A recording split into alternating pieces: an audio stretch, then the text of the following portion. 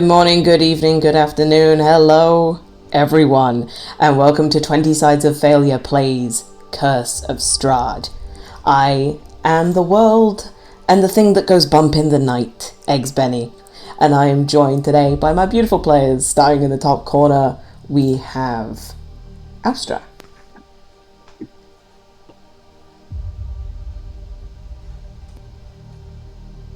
That's your cue. Which one? I literally said... Sorry, my mic got unplugged. I said the one in the top corner, Austra. No, I'm in the middle. No, you're not. Here she is. Yeah, I am, because Wait, what? my gold eye's on the left. Oh god, I've named the pictures fucking wrong. Yeah, go on.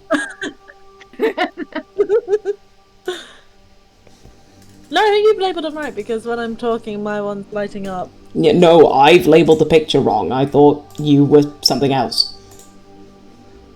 So, but go on, you're talking now. Hi everybody, I'm English Ray. I play one of the twins, so we seem to have gotten confused. I play Austra Rose.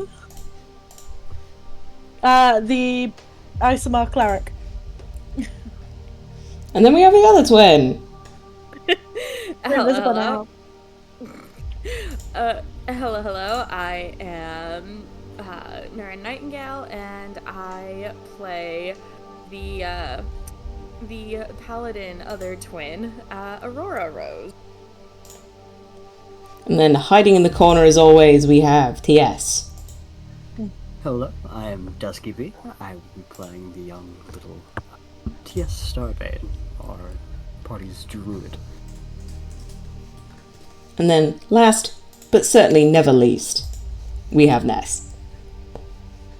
Hello, everybody. Is your friendly neighborhood Ness here, and I play the Dampere Warlock Valdis, who is oh so ready to just get this shit over with.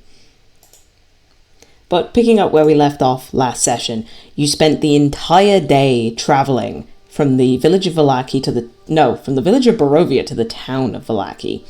You carried on down the path, witnessed the atrocities that was Caleb's murdered and mangled body, and you finally made it to the Blue Water Inn. Once there, you got yourselves acquainted with the barkeep and his wife and his children, and decided in the morning that you were going to head off back the way that you came to investigate a windmill that seemed left and abandoned. You wake up the next morning, refreshed. The rooms are simple, but they were warm and comfy. You know good hospitality when you see it. But making your way down, you know that you should probably get started walking sooner rather than later, since, if you remember correctly, it's about a 2-hour walk from Vallaki back to the windmills.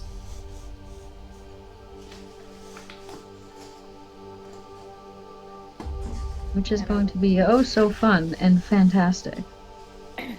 Yeah, can Aurora order a breakfast to go, like breakfast sandwich? Ooh, that'd be good. Same. The bartender, Danica, asks you if you're going to be putting down a deposit for another room for tonight. I believe so. Yep.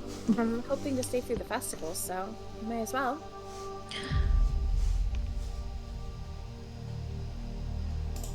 And she will pass over a gold piece. Mm-hmm. So the gold pays for you and your sister. Okay. So we had, how many other rooms did we have? Well, that's depending on who's paying. Val But- would probably also do a gold piece, so he would pay for himself and TS's room. Saya paid for hers and Valdis's room last time. But considering that the twins are both up at a bar, I'll put another gold coin down for Saya's room. You are given back an electrum. Okay.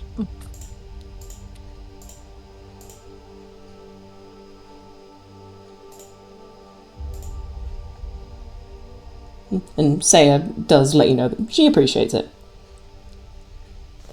It's okay.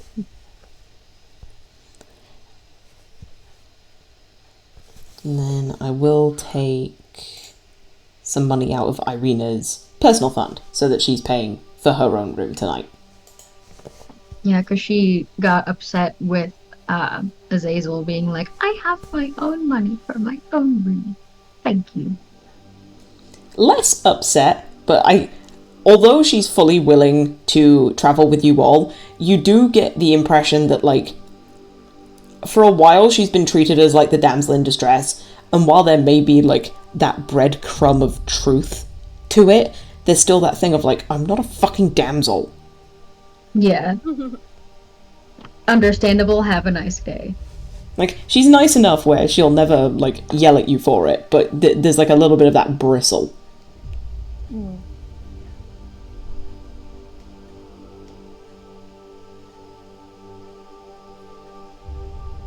There we go. But yeah, she pays for her own room. And does inform you all that as much as she wants to come help you, she does believe that she will actually be better suited to, like, unless you really want her to go with you, it would probably be better for her to just stay at the tavern. Seconded. Yeah, that's completely fine. The less danger she's in, the better. Mm-hmm. Don't want her leaving the town. Yep. And she seconds, like, all of those points. So it's the thing of, like, yeah, I'm going to stay here.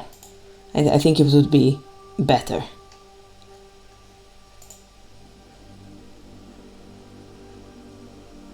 Ready? Are we all ready to head out? Yep.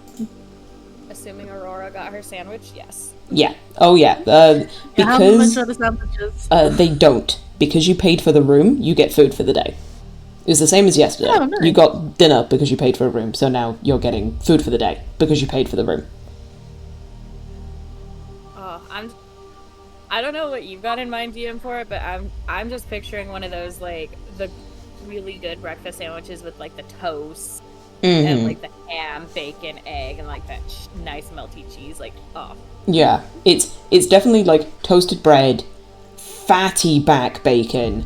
There's, like, it is cheese, but you can tell that it's, like, really fresh, creamy cheese. So it's almost like, it does have a solid form, but as it's melting with the back bacon, like, it is turning more into, like, I guess, like, a Philadelphia is, like, the best way of putting it.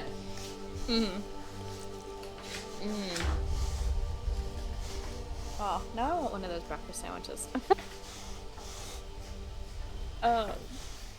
Oh yeah, no, she's gonna very, very happily bite into it. Just like, I'm ready to go. But also, this is really, really good. Just looks over at Dan. Can I have another one of these tomorrow, please? Oh, sneezes. Isn't it? Danica with a smile just said, I'm not going to tell Owen that. You will butter his ego a little too much, but I will definitely pass on your compliments. Thank you. It's really good. Yeah, just takes him up.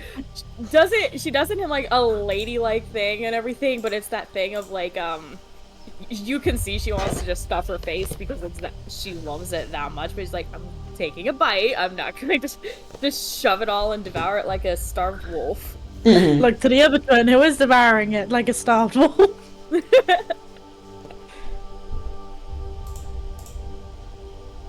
Val will literally just down his fucking coffee and just wait for everybody to be done. Val will what? Sorry, you cut out until the end. Sorry. Val will just down his entire cup of coffee and just kind of like pleasantly wait for everybody to be done, kind of by the door, like tapping his foot. Aurora just kind of meanders towards the door, still nomming on her sandwich happily. I thought we were literally like eating as we were walking. Mm-hmm. Looks at you sitting down in Valdis, takes another bite of the sandwich, and goes, "Come on, then." Then he will just look at you, smile a bit, down his entire cup of coffee, put it down on the table, and get up and just be like, "All right, let's go." All right then. Azazel looks to you all and just goes, I'm gonna stay here for a second. I want to check something out in town, but I know where you're going, so I'll catch up. Okay. Just stay safe. You too. Just kind of like half-heartedly chuckles, just, well, I can make no promises, but I will try. But he gives you all a wave and a bit of a salute and that standard smile that he always has, but walks out the door without you.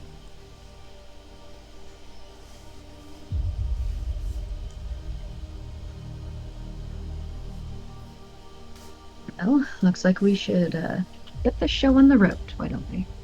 Mm.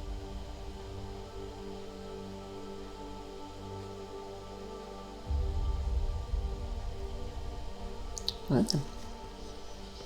It's easy enough. You head out the same gate that you walked in from. It is a different set of guards, and they are giving you a little bit of a cautious look, but they do, at the very least, give you the benefit of the doubt as they open the gates for you.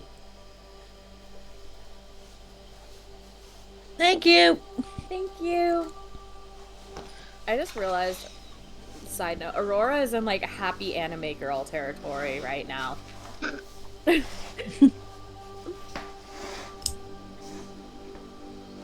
Alright.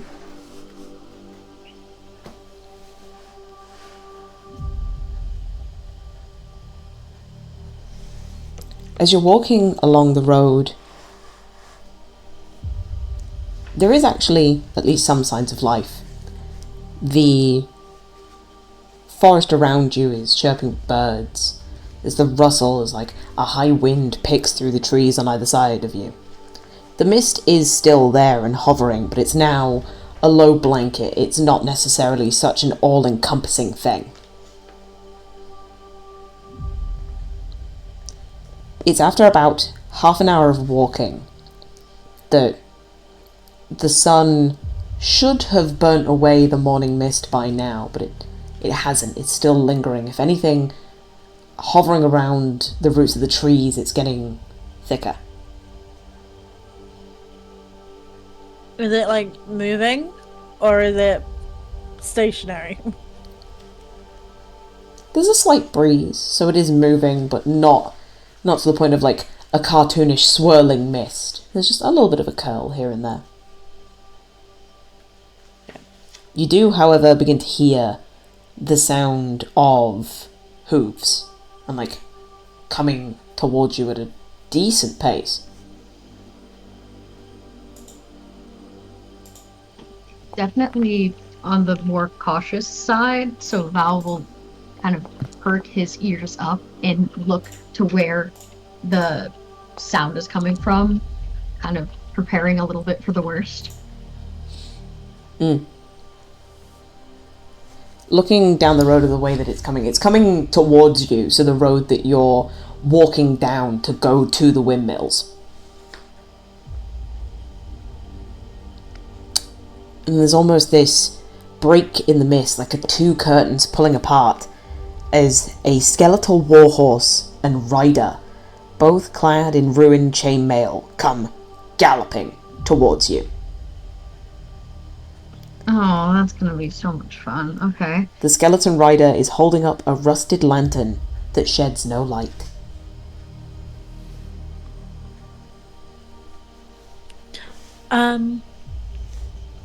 Leave him be. It may be a spirit, and if you remember in Ismark's letter, it said just leave him be, and then they will bother you. Val kind of like bites the inside of his cheek a little bit, but nods to you. You can tell he's very tense. Mm-hmm. So he's very much not let his guard down, but he is like, all right, if it leaves us alone, then it leaves us alone. But I'm preparing for a fight, if anything. Mm. Oh, the caution is there of like hands on the weapon, but also like I'm not going to be the first one to draw. Yes, we'll look interested in seeing this thing approaching. Mm-hmm. Not so much with like an intent to fight, but more just kind of curiosity and a little bit of excitement. Alright. The skeleton doesn't appear to be stopping. The warhorse is charging towards you. What do you do? Move out the way. Oh, 100%. Yeah. Just move to the side of the road. Alright then. And if he circles back at us, then draw the weapon. Okay. Yeah. As you part ways, allowing the horse to charge past you, it is moving at a full gallop, and the rider passes you by, doesn't even look in your direction, and continues to just charge down the path. See? Well, it's never exactly a good omen to see a skeleton on a horse, so I hope that whoever is meeting said skeleton is prepared for what's going to happen. Was there any side paths on this road so far? Not yet, but as you travel for another half an hour, there is now a side path. It's technically not a part of the main road, but it is a gap between the two trees. You did see it yesterday, and you can hear the lapping of water coming from the direction of the gap in the trees.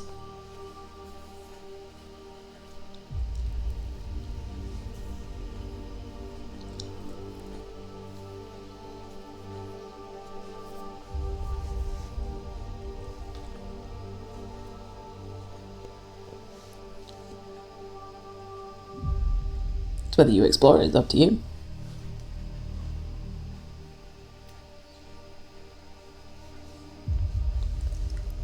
Might as well. Yeah. Mhm. Guess we'll be interested. It's not a long path. It isn't even a 5-minute detour, but it does bring you to the edge of a rather large lake. Make sure that I'm actually looking at the right bit. Yeah, there we go. At the foot of a mountain, nestled in a misty forest, is a large lake. The water is perfectly still and dark, reflecting the black clouds overhead like a monstrous mirror.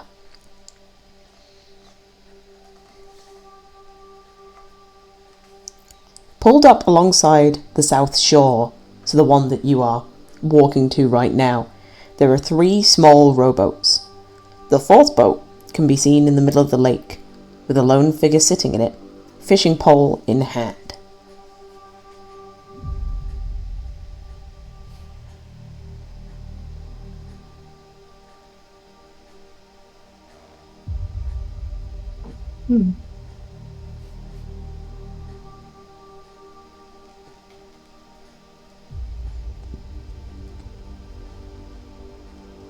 Val will kind of just like pat TS on the head and just like look out at the lake, I guess, and just like nod in a little bit of approval. It's very pretty, but he'll kind of just wait to see if somebody else says anything, basically.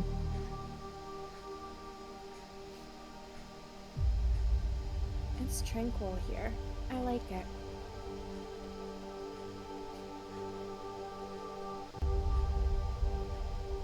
Just around.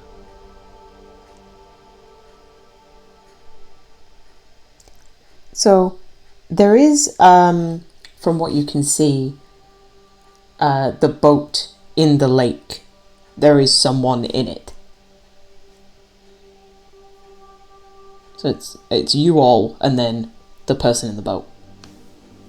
Okay.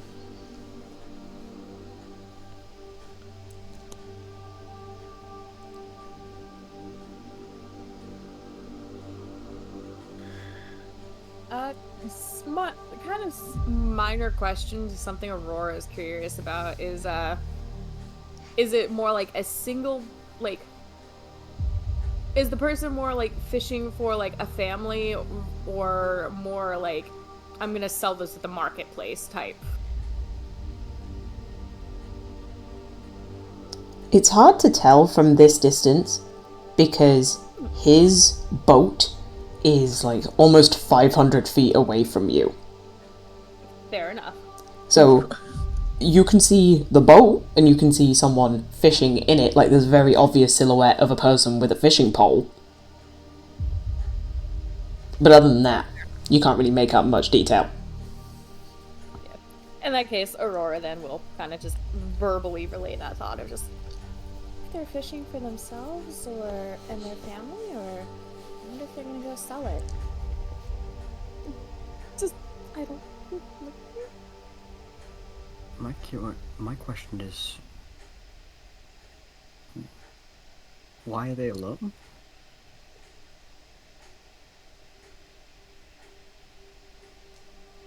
There's other boats. Maybe nobody else felt the need to fish today, and it was just them. Or maybe their fishing pal was a bit under the weather and decided not to show up. Val kind of just like shrugs and kind of like, you know when you like stand more on one foot instead of the other? Kind of that, and he crosses his arms a little bit. He doesn't really understand what the hype is about the lake and the boat, so he's kind of just like, yeah, it's a boat. Cool.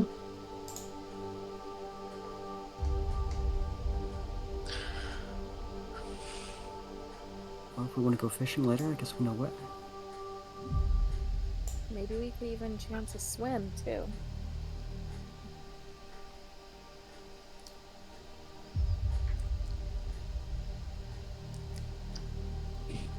If we're all done staring at him, I think we have a windmill to get to. Val will kind of just like put his hand like to his chin and like nod to you in a very like faux intellectual like, yes, that is a wonderful plan. I absolutely agree.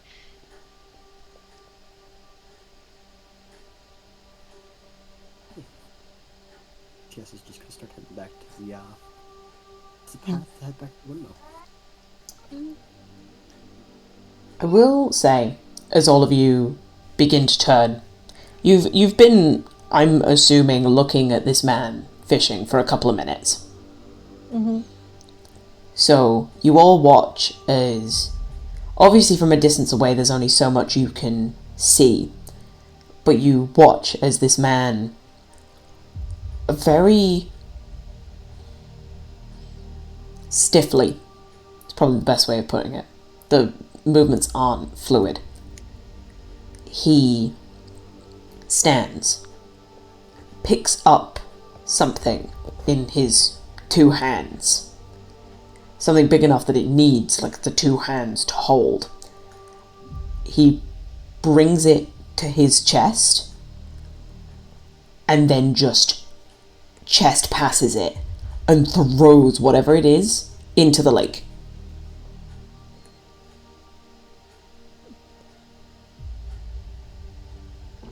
Question.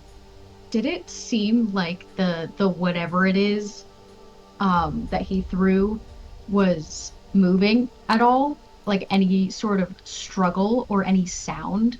Perception check. All right, because Can I if he also just check threw that? if he just Sure. threw a fucking cat, I'm gonna be so upset.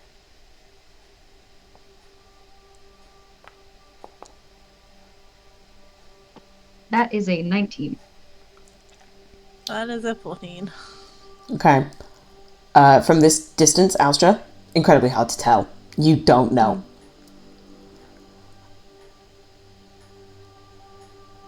Valdis, you're really not sure. This distance, he's playing tricks on you, and he's on the water, he's bobbing, like he's moving backwards and forwards, like that's a normal motion. But you swear you saw that sack move.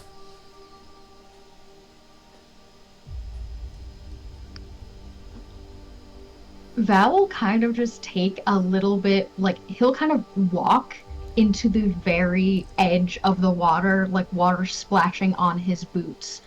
And is the thing floating at all, or did it sink? Oh, it sank.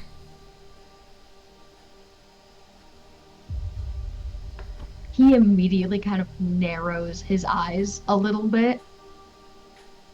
If that sank, that means there's rocks in it, which means he's doing it so nobody will find it. Therefore, he's doing something shady. He kind of turns around and looks at everybody and just like, I think I possibly saw whatever it is in the man's hand move, but that could have been the water, but it's already sank, which means it was filled with something heavy, a couple of rocks or a brick, which means he wanted to dispose of something rather quickly, have nobody find it. I might be pulling at straws here, which I tend to do, but I have a little bit of a bad feeling about this. Okay, so given the fact that there's somebody potentially, so if somebody is in that bag, they're already down and going further, which means they're gonna die if you don't make a decision right now. Do you want to jump in and save them or not? Just like points to the boat and is like, I mean, we're a little far away, even with a rowboat, even with going at maximum rowing speed. I don't think we'd make it in time, but we can certainly try. I look to Aurora and it's like, wings? Wings, yeah.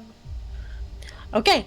And so basically, I guess the twins will use their wings. Mm-hmm. Describe what your wings look like. Which one of us? Both of you.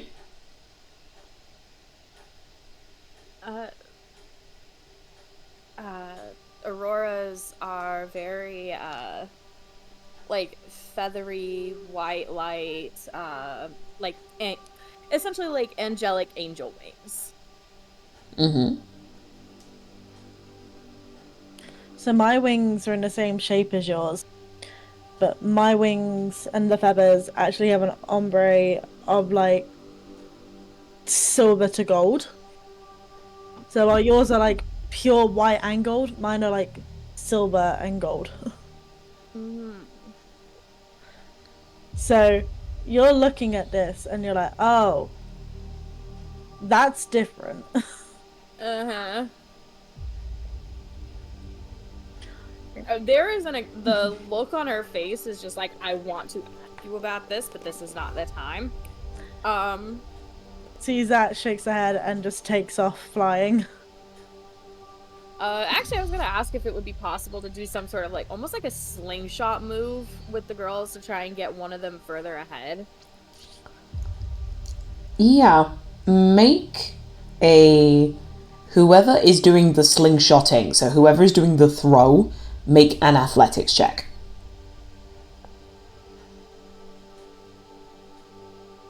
Okay, which of us is stronger? I think you're stronger. Okay, I'll slingshot you then. Okay.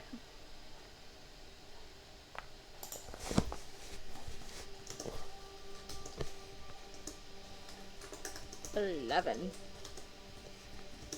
Okay.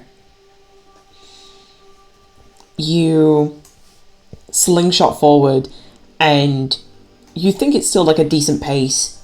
You get to the boat, and you can now see this man clearer. It is a man who looks disheveled, miskempt, like ratted clothes, stubble that's definitely there because of poor hygiene rather than a style choice. And he's gone back to fishing. But now that you can see him a little clearer, like, he's definitely not here. He's in a trance somewhere, either alcohol-induced or drug-induced. Like, he's just not really present. You dive down, and you can see the sack. You can see what he's thrown. Because although the water is dark, that's because it's reflecting the sky above. So once you break the surface, like, it is a little clearer than you expect it to be. Yeah. You grab the sack, and I'm assuming you're just trying to go as fast as you can back up to the surface. Hauling ass. Yeah. Well, you don't have a swim speed, and your wings don't work underwater. I would have thought that would have helped. No. To, like, help push water. No, that is not how that works. The wings give you a fly speed, it doesn't help you in the water. Okay. So, pulling yourself back up. You're above the water, and you can feel the weight in the sack, and it's not because it's been weighed down with rocks.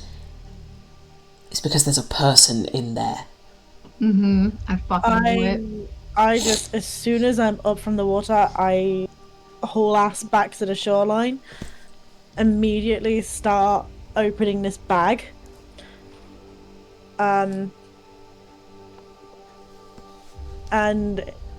is the person unconscious, or are they? I guess I check to see if the person's unconscious or if they're still alive. Or... Make a medicine check. And as you open the bag, and they... Natural 20! Fucking nat 20, holy shit. There is a moment where all of you have that moment of shock, because it is a young girl. 6, 7, 8 years old. Wearing the colourful clothing that you'd seen the Vistani wearing. Incredibly pale skin, dark hair, like to the point of like a raven black. And as you check on the medicine, there is the faintest of heartbeats. You need to do something right now and successfully enough, because if you don't, she's going to choke and die. I immediately start pressing to get the water out of her lungs, so you have to like do the CPR to press it. I'm trying to get it out. Unless I don't think. Yeah, no, I don't have that spell prepared. I have like healing stuff, but that's not gonna help until I get the water out of her lungs. So I'm just gonna keep like pounding on her chest. I'd rather have a cracked rib than, you know, so I'm just gonna keep like pressing to get the water out of her lungs. Mm-hmm. You pulled your headphones out, by the way. Sorry. What was that? There you There go. you go. Your audio went all funky, so I thought you pulled your Yeah. headphones out. Yeah, they slightly pulled out.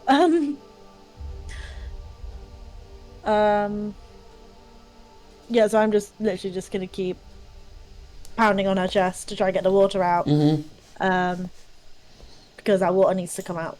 Yeah. So, what do I roll? Another Or do I medicine just check. do it? Okay. No, Got the this. reason that you were even, oh my god, Natural 20!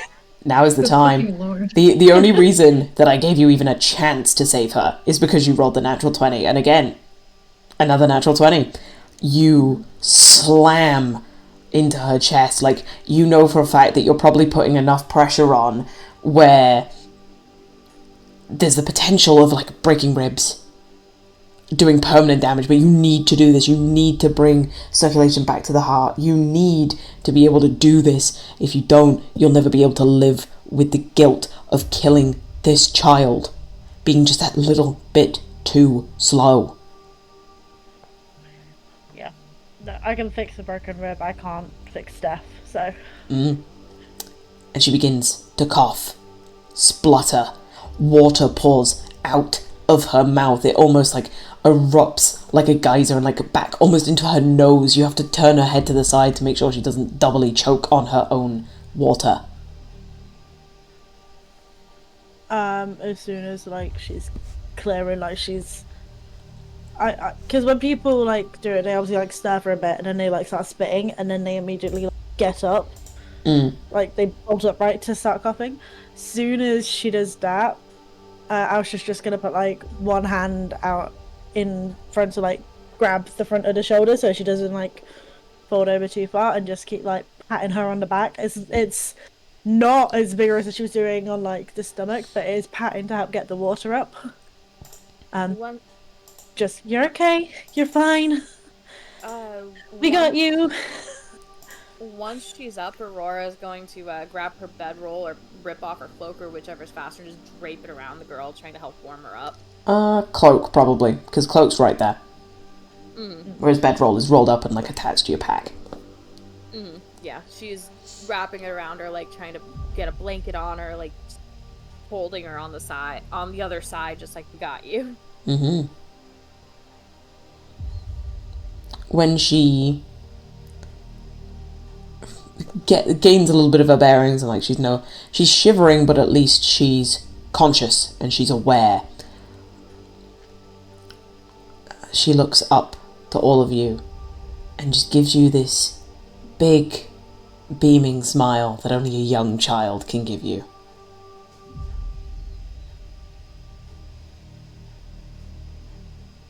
You okay? I have been better. Yeah, can imagine that. Why did he do that? Oh, I don't know.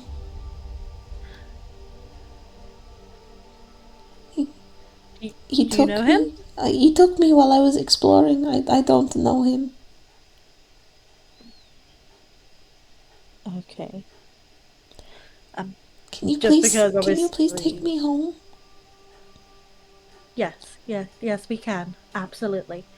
My father will reward you. It's okay. My home is back that way. And she points, like, back, technically the way that you've just come. So it's like back to Vallaki. town. Okay. It is. We should probably apprehend the man that tried to drown her, so he doesn't steal other children.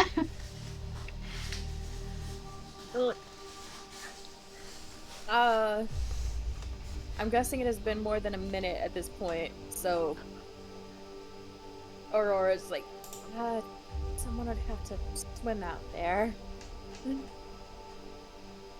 Is it a minute for our wings? Yup. Oh, damn. Okay.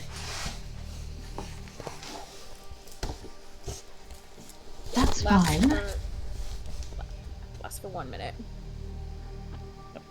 We can always just row another boat out there, knock him out in some sort of fashion, tie him up, and then bring him back to town.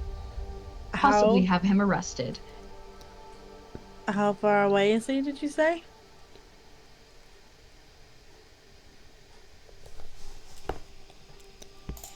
She didn't. She just pointed in a direction.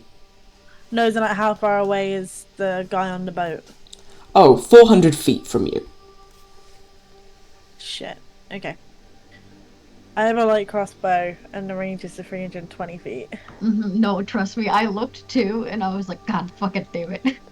Yeah, I've only got a hemp rope as well, which is 50.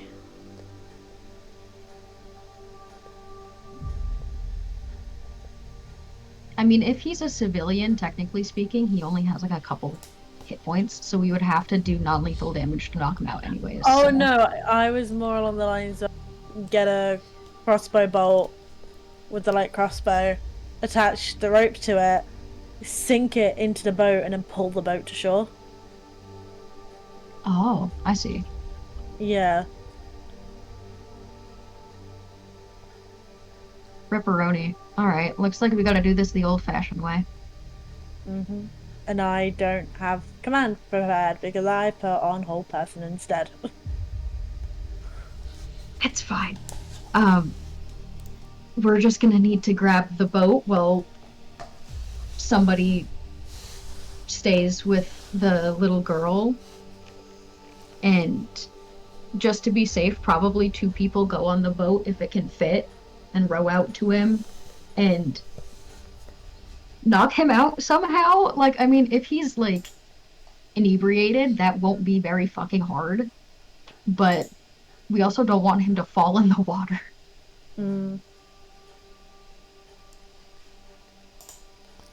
We'll say at this point that, Azazel, you left to go have a look at some things in town and, like, told them that you would meet up with them. And then you hear them debating in one of the forest paths, like, next to the lake. Like, they're not being subtle. You can hear them from the path. It's not a hard thing to hear. And then, as you're coming round the corner to see what's going on, they've got a little girl wrapped in a cloak. Looks absolutely drenched, like they've pulled her out of the lake. Did you guys just push a child into a lake? No, we just got a child out of a lake. I leave you guys for I don't know how long, and you've already found a child. 'Tis our specialty, so to speak. I don't like the sound of that. Wait, hold on. Did they point to TS? Did they push you into the lake? Is that how they met you? No? Alright, good. What's up, kids? This man tried to drown her by throwing her in a sack and throwing the sack into the lake. So we're trying to figure out how to apprehend him so he doesn't kidnap other children and throw them into lakes. Where's the man? On the lake. Just points out to the boat all the way into the lake. It's about like 400 feet or so. Is he just sitting in a boat? He's fishing. Yep. Hey, kid, why do you push you in the lake? She doesn't I know. don't know. I was exploring around the coast and he just took me. He bound me. Threw me in a sack. Like that, unless the group's already done that. Feel free to insight away. Oh, yeah, I instantly do not trust. Do I have any? Oh, okay. And then DM, I have a feature. I want to double check this feature, but either way, I did that succeed or fail because I can know that for this. But before you answer, I want to double check I'm not lying to you. No, that's fair. You can roll. I can see what you've rolled. I just need to make a roll myself. Yeah, let me know if that fails because it specifies nothing happens if I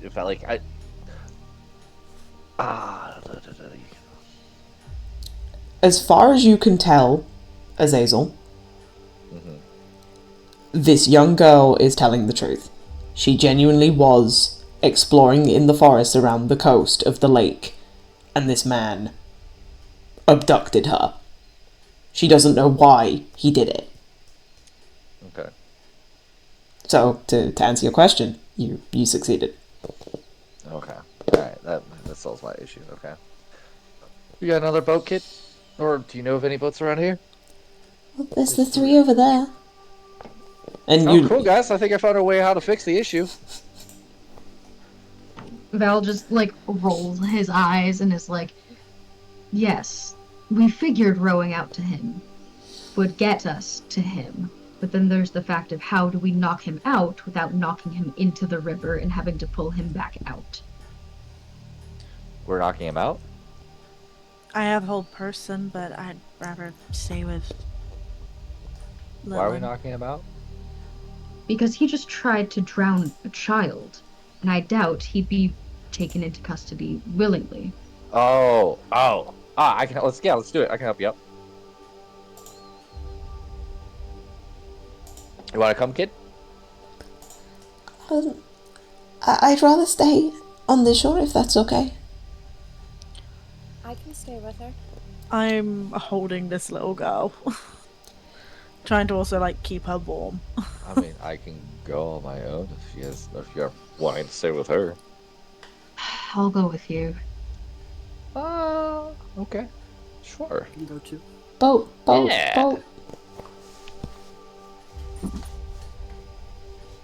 Who's going? I heard a voice. I am. Oh, sorry. You're a quiet person. I'm sorry. Sure. It's fine. It's fine. Let's say 2 boats.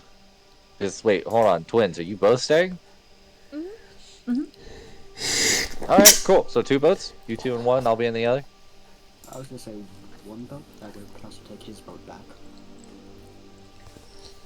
Sure.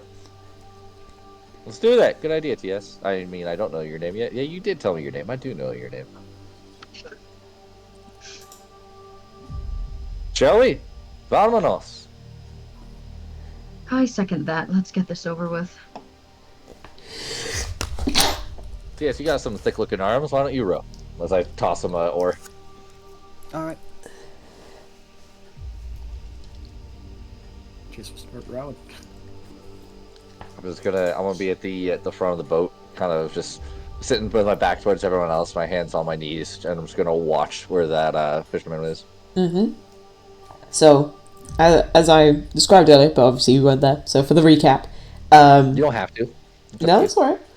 So, there is a man sat 400 feet away from the shore of the lake. Like, you make it to him relatively easily, because it is a very calm, flat lake. And as you get up to him, very disheveled, tattered clothing, stains, stubble, more due to poor hygiene than style choices. And as you get close to him, he is just out of it. Almost trance-like. Yeah. What's up, bud? Doesn't respond to you, just keeps trying to fish. Can I? Let's see. What do I have in my bag? What bag do I have? Inventory. I'm in the wrong section. Un momento. Can I go in my bag and grab a ball bearing and chuck it at him? See if that gets his attention. Not trying to hurt him, just trying to be like, oi! Yeah, you throw this ball bearing, and I'm not going to make you do, like, a dex check. It bounces, like, off his forehead, goes into the water, and he just blinks. So at least you know it's not unresponsive. He is, like, reacting to stimulus, but he doesn't really turn to acknowledge you. Alright, let's throw in another one, but let's see if I can make this one hurt. Okay. You specifically, like, trying to turn a ball bearing into a ranged weapon? I'm like, you know, like, have you ever been hit with a ball bearing? Those. Oh no! That Oh no! one's, It fucking like, hurts. headshot. Yeah. I want to try to, like, maybe do like 8 points of damage just to see if that gets something going. Are we within like 30 feet? I'm assuming. If you want to be. Do you guys want to be within 30 or 15? Okay with I would prefer 15 Let's do in 15. case he does fall out. I'll let the sucker drown. I mean, we want to know why he fucking tried to drown a child, so we'd like to get information out of him before we kill him. So we are agreed to kill him. I mean, go ahead. that was my plan, but I wasn't going to tell you. I was going to come here Everyone on hoping he this was going to boat. pay attention and just kill him immediately, but he didn't react. I'm like, that's not fun. Everyone on the boat. Okay, information, then kill. Don't tell everyone else.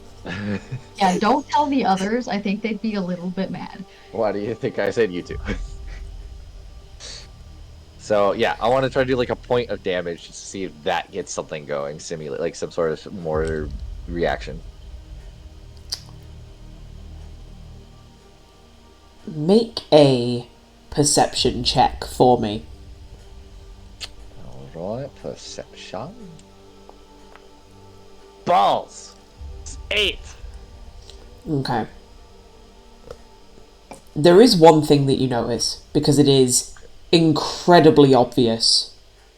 And I think with the, like, even to the levels of your passive perceptions, Valdis and TS, you would notice this too. Now that you're within 15 feet of the guy, he stinks.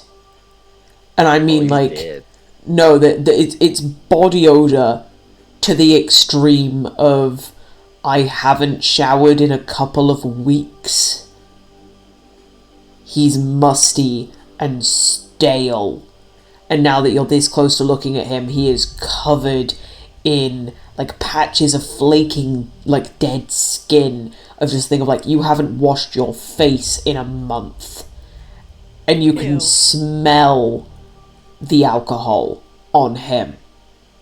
It's wine specifically, like you can smell the acidity and the vinegary aftertaste of like off wine. And it's like he is off his nut right now. So it doesn't look like he's like any, like, it's not like possessed or like creature-esque. It's more of like overdosing. Yeah, you're very much, all three of you, coming to the conclusion of like, there's a wino, and then there is this man. So I Yeah, think we have our answer. And to answer your question, Azazel, he does respond to the second ball bearing throw, but it's more of just like he doesn't say anything, he just kind of flinches. So he registers the pain, but he then just kind of leans forward, looks in the lake as if checking to see if there's any fish, and then he just does like a 90-degree point turn and recasts his rod to see if there's any fish on the other side of the boat.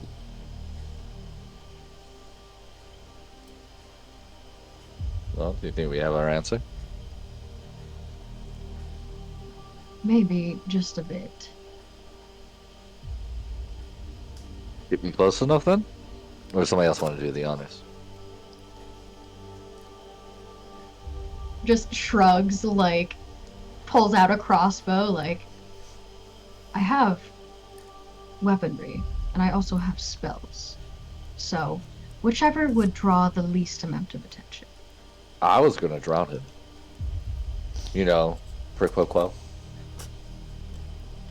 Val will just, like, put the crossbow back in its, like, slung back over his shoulder and just like nod to you with like a go ahead gesture with his hand. Like, yeah, you do the honors then. Yes, you sure you don't want this one? You look like you're like kind of saliva, like drooling at the mouth with this. You look at his face to make sure he's not actually drooling. No, I'm good.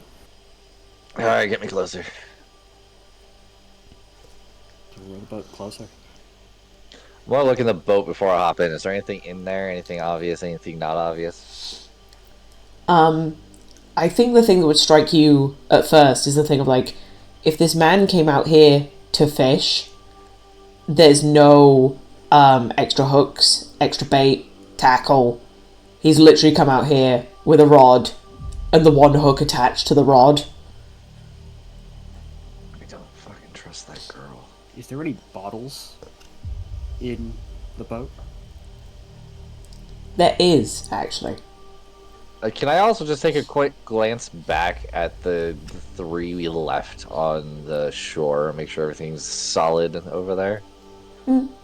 Again, you're 400 feet out, so you can only see, like, blobs of colour, realistically. That's fine, but yeah, you see the twins and Saya, because Saya would be there, just kind of sat on the bank, doing a meanwhile to the twins and Saya.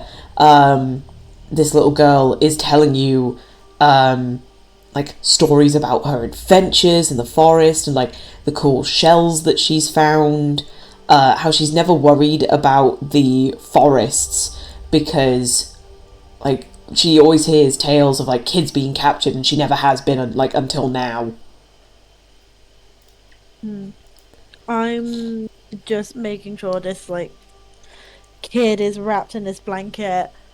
And basically, if I'm sitting on the floor, the kid's sitting in my lap so that, like, my body heat is keeping her warm. Mm-hmm. Yeah, she's essentially going on, like, the standard 6-year-old ramble of, like, oh, and I found this twig, and I found this leaf, and I found this really cool thing. And, like, just going on, and, like, great that she has this energy, considering where she was. Glad she's talking. Yeah. But yeah, nothing is untoward, it's just she's acting like a young girl. Just making sure to keep an eye on her, because although she's awake kind of thing, like, she can take a turn still. Because I don't know how much people know actually about drowning victims. Although you're awake and you're still talking, your lungs could still have water in it, and so you could be subconsciously still drowning. So I'm keeping eyes on this kid. You are very confident in your skills. You don't expect that to be the case. But keep an eye on her all the same. But yeah, as far as you can see, Azazel, all copacetic. Cool.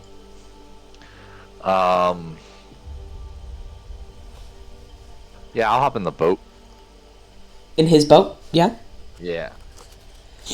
And I'm just going to kind of like tug on the rod a little bit just to see what reaction I get from that. But like, you got a fish, bud? Oh, yeah, and that's the first bit of movement you've seen him do all day. Like, he actually starts to, like, prepare to bring in a fish. Can I see where he's looking? Is it just at the line? Yeah, it's just straight, like, dead at the line. Like, he's not even really acknowledging that you're there or your presence. Can I look in the water, like around? Do I see anything down below? No. Like, This is gonna be stupid. Can I put my head in the water and actually like look? sure, make a perception check. Alright, is that with disadvantage? Is it murky? No, actually. I was almost 20, son of God! So with that, you don't understand why this dude is even fishing here. Because you don't see any fish. It's a fucking door-like scenario. So there ain't nothing down there. I don't hear anything. I don't see anything. Nope.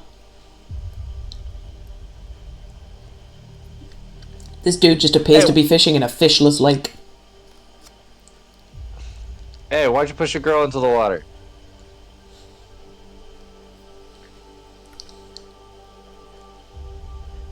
I don't think this is the guy who did it. We watched him do it. I was about to say, we literally watched him pick up this sack that was moving and throw it into the water. Alright, I'm gonna pat this guy down. I'm gonna do a body search and see if I can find any ID, anything on this person. I'm just gonna pretend like he doesn't even exist. I'm just gonna try to find anything on him. Yeah. And it's as you touch him, and like, you're patting him down, and he doesn't stop you from touching him, but he finally answers you for the first time today. And just in a very dull, monotone voice, just says, Vistani are lucky.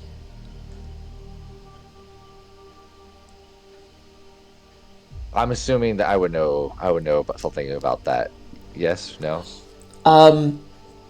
Not necessarily. Make an insight check for me. Alright. I feel like I'm stealing the rules from people. I'm sorry, guys. Okay. So, Damn. he essentially, in his fucking stupor, has admitted to you that he tried to almost sacrifice this girl to the lake because Vistani are lucky. Yeah, that's kind of what I gathered, but I wasn't sure if that was like a historical thing. Oh yeah, no, there's nothing historic about it. Like, he's basically just admitted to you, I tried to sacrifice a girl to the lake because they're, like, her kind are lucky, quote unquote. We're just gonna leave him like this, guys. I'm gonna hop back in the boat. TS, go ahead and start bringing us back. Wait, so we're letting him live? We're not gonna kill him? This isn't living. This is worse than any death sentence or a prison. What if he does this to another child? He steals them and tries to drown them. Sorry, D, you were talking? I did not hear any of that. Jess is gonna get up and get into the other boat and then just kind of try to shove the guy out. I love you. Okay, athletics check, please. Fuck. Because you're shoving a grown man.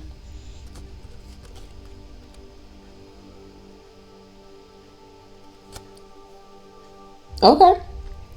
So, in fairness, rocking back and forth a little bit, using the boat to, like, give you a little bit of momentum and a little bit of help, I will give you the trade-off of you do push him into the water, but you also push yourself into the water. I'm okay with this. Like, this isn't like a clean push. As soon as I see TS start to topple over, Val is in the fucking boat, like jumps the fucking boat and is like, alright, hold on. Okay. In that case then, Val, you make an athletics check to see if you can hold on to TS and make sure he doesn't fall in the water. Yeah, this is gonna be really bad, I'm sorry. Mm-hmm. As I told, you're gonna have to get both of us out of the water. Sure. We'll find out. Yep, you're going in the water too. You just hear a fuck before Val gets pulled underwater. I'm like about to sit down. I just hear two splashes. I'm like, holy shit.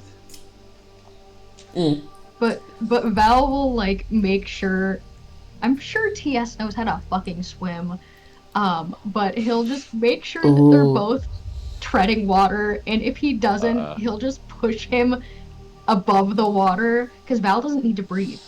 So he'll just use his buoyancy to get TS above the water if he doesn't know how to swim. TS does know how to swim. But, okay, thank God. But TS, I need you to make a dex save for me. Because I've just thought of something. Oh god damn it. Is he gonna try and... Okay. The teddy bear that you hold in your left hand, you drop it. It's now sinking. I'm going for it. Mm-hmm.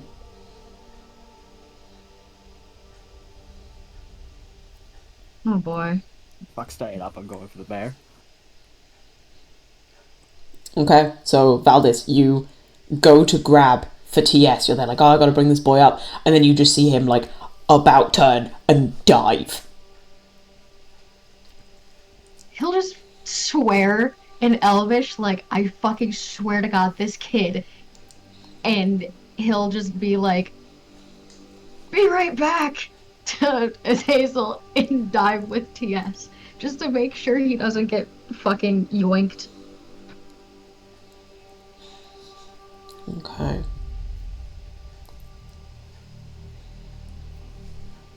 This is gonna be a fucking disaster, I swear. What's your con modifier, TS? +3. +3.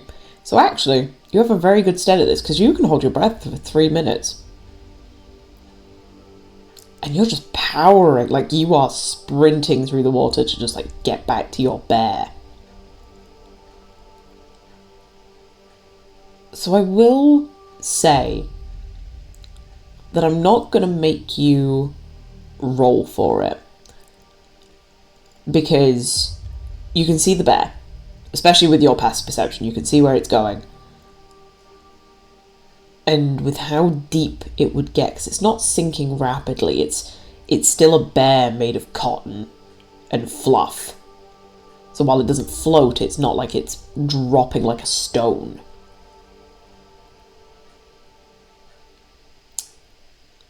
Valdis, I would like you to make a perception check for me. Oh, fuck. That's a nat 20. Would you like this to be public, or would you like this to be a whisper? Oh. Oh, fuck. Okay.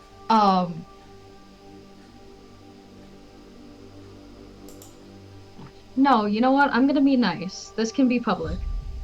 Okay. So, you, like, as you've been swimming after TS, the man that was pushed in, he didn't fight. He just sank. And after a very short amount of time, he's gone limp. In fact, his body is beginning to float back up towards the surface. The thing that you see, though, is blink of an eye. Blink and you miss it kind of thing, but you managed to catch it right at the right moment, that snapshot of a camera moment. You see something go from the man into the teddy bear. Oh, fuck. Val is immediately... Very quick, very much like blink and you miss it kind of thing. It's this tiny, like almost imperceptible bead of light that just, if you'd have blinked any other way, you would have just thought it was a bubble from TS, like breathing. But you catch it. Yeah, completely. Eyes fucking wide.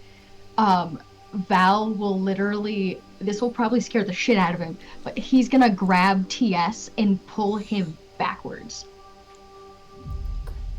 Yeah. TS is fighting this.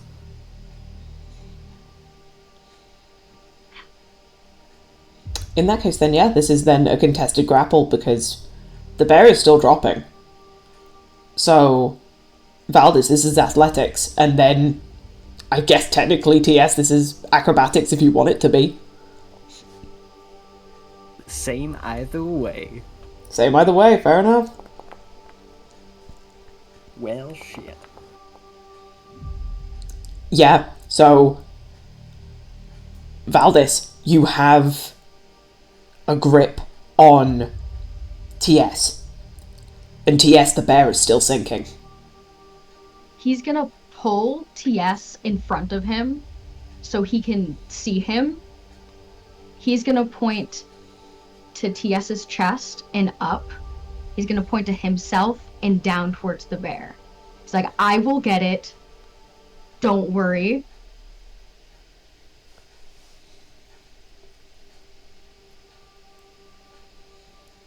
It's like points to himself, points to his throat, and like does a wibble motion with his hand. He's trying to be like, I don't need to breathe. You do. I'll get it. Go back up.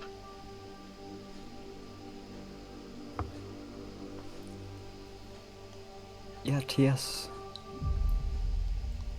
You would see reluctance on his face, but then he'll nod. Start swimming back up. He'll definitely give TS a very, like, intense look. Look back down to where the bear is sinking, and just give TS a very wobbly smile and a thumbs up.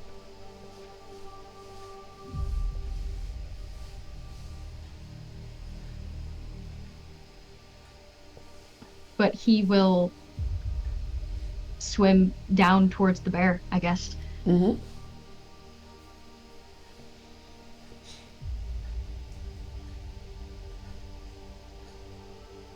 And you do. Like, it's just a matter of time. But because you don't need to breathe, you can do it at a little bit more of a leisurely pace. Does it look any different? No? Just stuffed bear.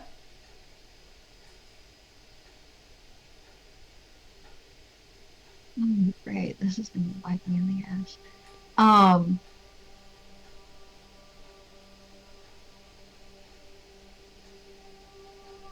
I'm trying to see if I have any way or I don't touch it.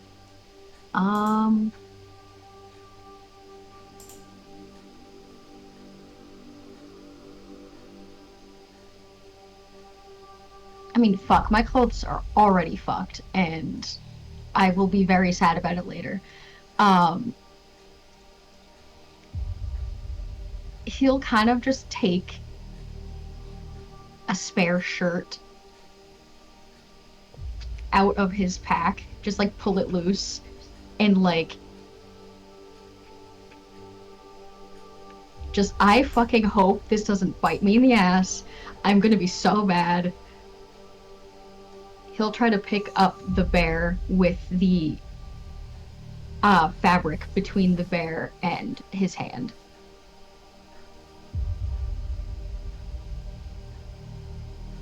Okay. Yeah, you grab the bear, and I'm assuming that you just immediately begin to, like, head upwards. Mm-hmm. But I am keeping an eye on this fucker. Mm-hmm.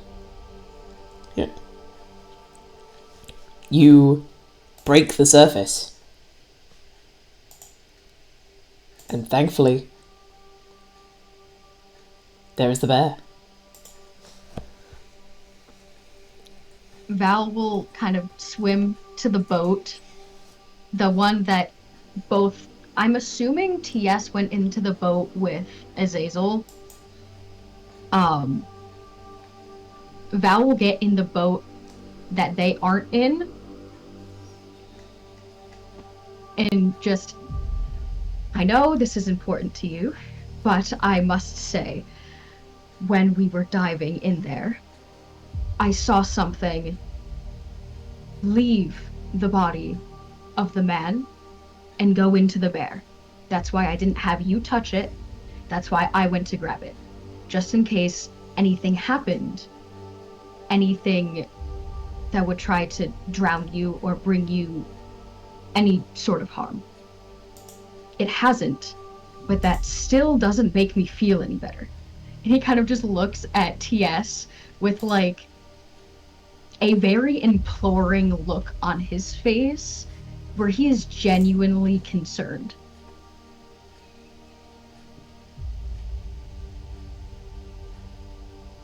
Am I able to look it over?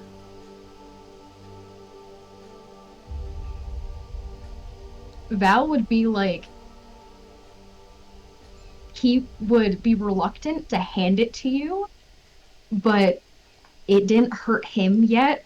So he's very much like, be very, very careful. I don't know what the fuck is wrong with this. We can get it back to the twins and see, because I think Aurora has detect good and evil, can see if there's anything still in it, but just like, he gives you a very, very like, just be careful. But he'll very carefully hand it back to you.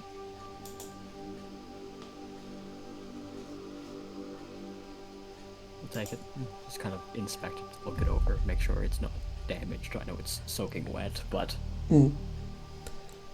No damage that you can see. Obviously waterlogged, but yeah, completely fine.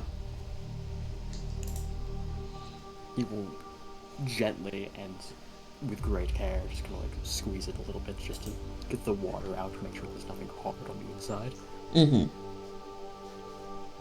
No, other than needing a good dry out, the bear's fine. It seems to be fine. Okay. For now, I would still implore you to check with Aurora to see if there's anything still in it, because I swear I did see something. And I don't know if something was controlling that man, or if it was just his soul. Something is wrong. And I'm just worried. I don't want you to get hurt. Because he's like, you can see him like just kind of sitting in the boat, shivering like a small puppy. I will talk to them later today and have them check it out. Just, if anything weird happens, just get one of us immediately and just try not to touch it.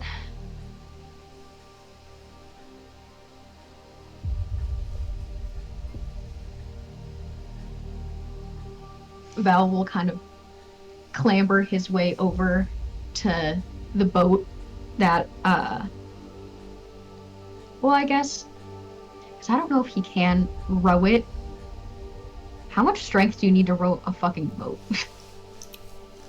I mean, technically, it depends on the water.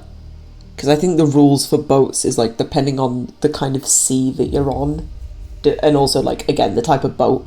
But because it's a rowboat on a very calm stretch of lake, it doesn't take strength at all. It's more the finesse of you two rowing at the same time to get in a straight line. Okay. Then I guess Val would stick to his own boat, because the other two are in the boat as well, and he doesn't want to just leave this one on the water. So he'll just kind of like shaky smile and a shaky thumbs up to Azazel and TS, like, well, I guess I'll meet you back at shore eventually.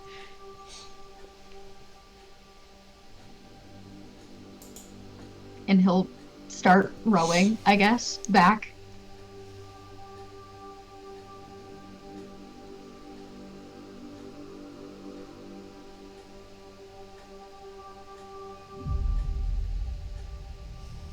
Guess we'll start rowing the other boat back.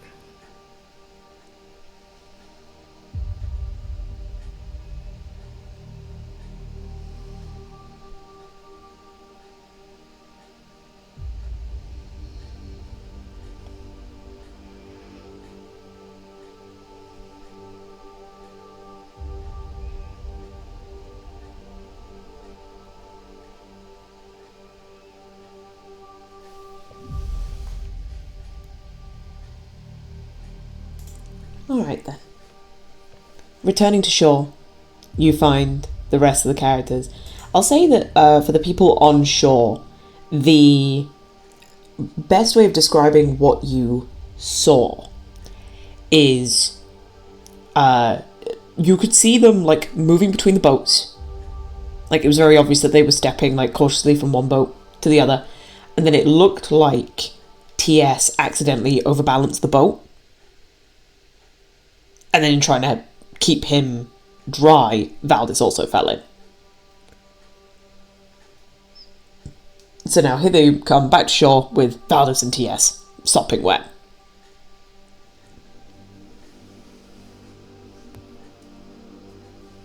You two enjoy your bath? Where's the man? Val will kind of just like smile a little bit too wide as he's like, you can see his entire body is shaking as he just like, you can hear the tiny little clack of teeth. He also fell a little bit overboard, and he sank like a rock. He's not coming back. And just kind of like looks to TS to see if he will tell the twins about his bear, because if not, then he's gonna tell them. TS isn't saying a word.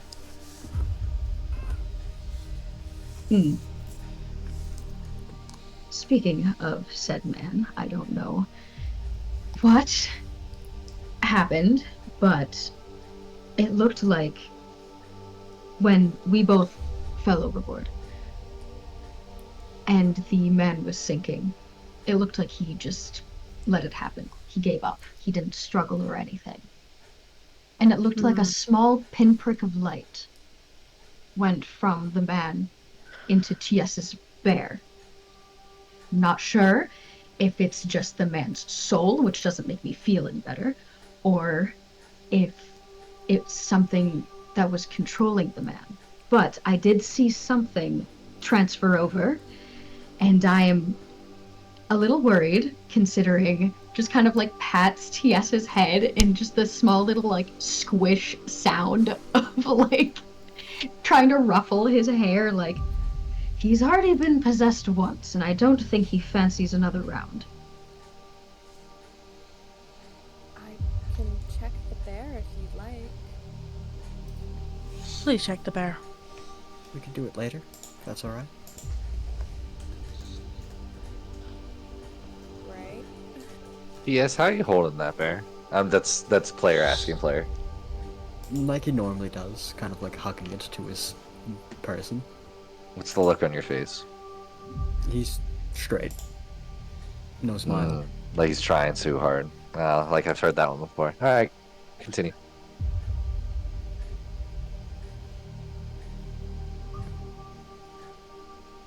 So we all ready for a drink? I don't know about you, but getting wet makes me thirsty.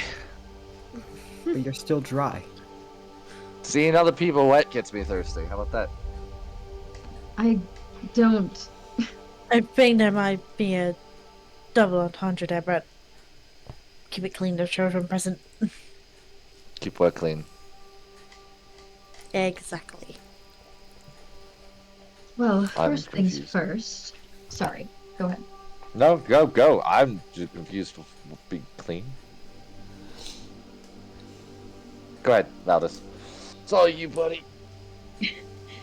First things first, I think we should bring the child back and find out where their place of residence is, if they have any guardians. Let them know what happened, see if, she's alright. And then we can tackle our own problems. Considering it's about a 2-hour walk back, it might take a while.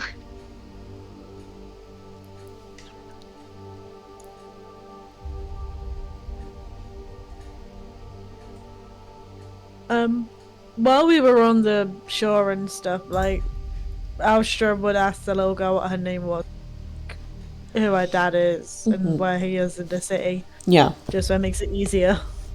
She would look to you all and just be like, "Oh, my name is Annabelle, and my father is Luvash." Father is who? Luvash. I'll ask for that spelling later. Do I know her father? Into the server. Lou Vash. Sorry, that was not meant to be caps lock, but there you go. That's fine. And she would tell you that she doesn't live in the town, but she lives in like the Vistani encampment that's just outside the town. Ah, okay. The one where we went to and we got the cards read. No, it's a different one. Like it's literally Okay. right outside the town. Instead of taking like a side road to like take the gate that you went in, you stay outside the city wall, and it's literally like off to the west. Okay. So it's just a walk, an hour walk back to town. Okay. Yeah, let's get her back to her dad. Yes.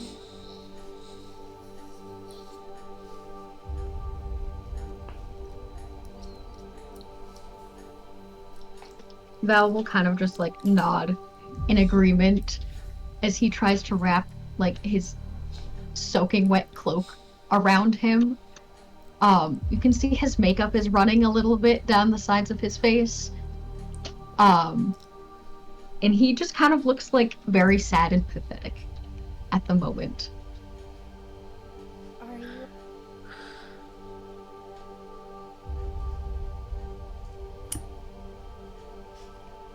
Are you alright, Valdis? I'm definitely have been better. I'm just a little cold, so to speak. I drop my pack and I just call it from my shoulder. There's a cloak in there and so some cloth and soap so you can sort of get eyeliner.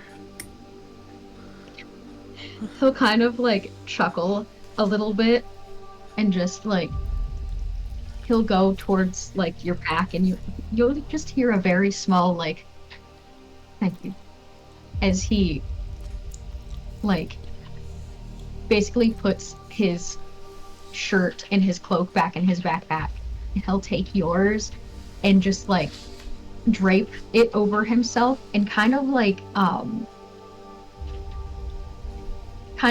when you see an animal like basking in the firelight, he kind of just like nuzzles into the fabric a little bit and his shivering like slows down. It's definitely still there because he's still obviously freezing because he doesn't have any body heat. So he's kind of just like, I will take the cloak, thank you. But he kind of looks to TS like, how are you holding up, bud? I'm doing alright.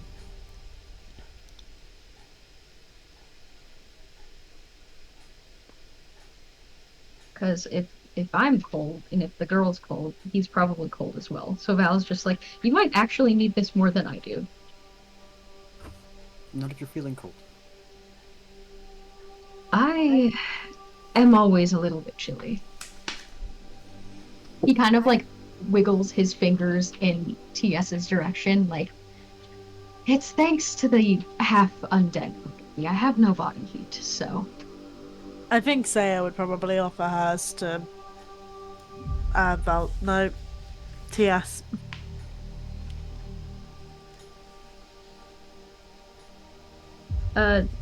Aurora, you're gonna say something? I'm sorry?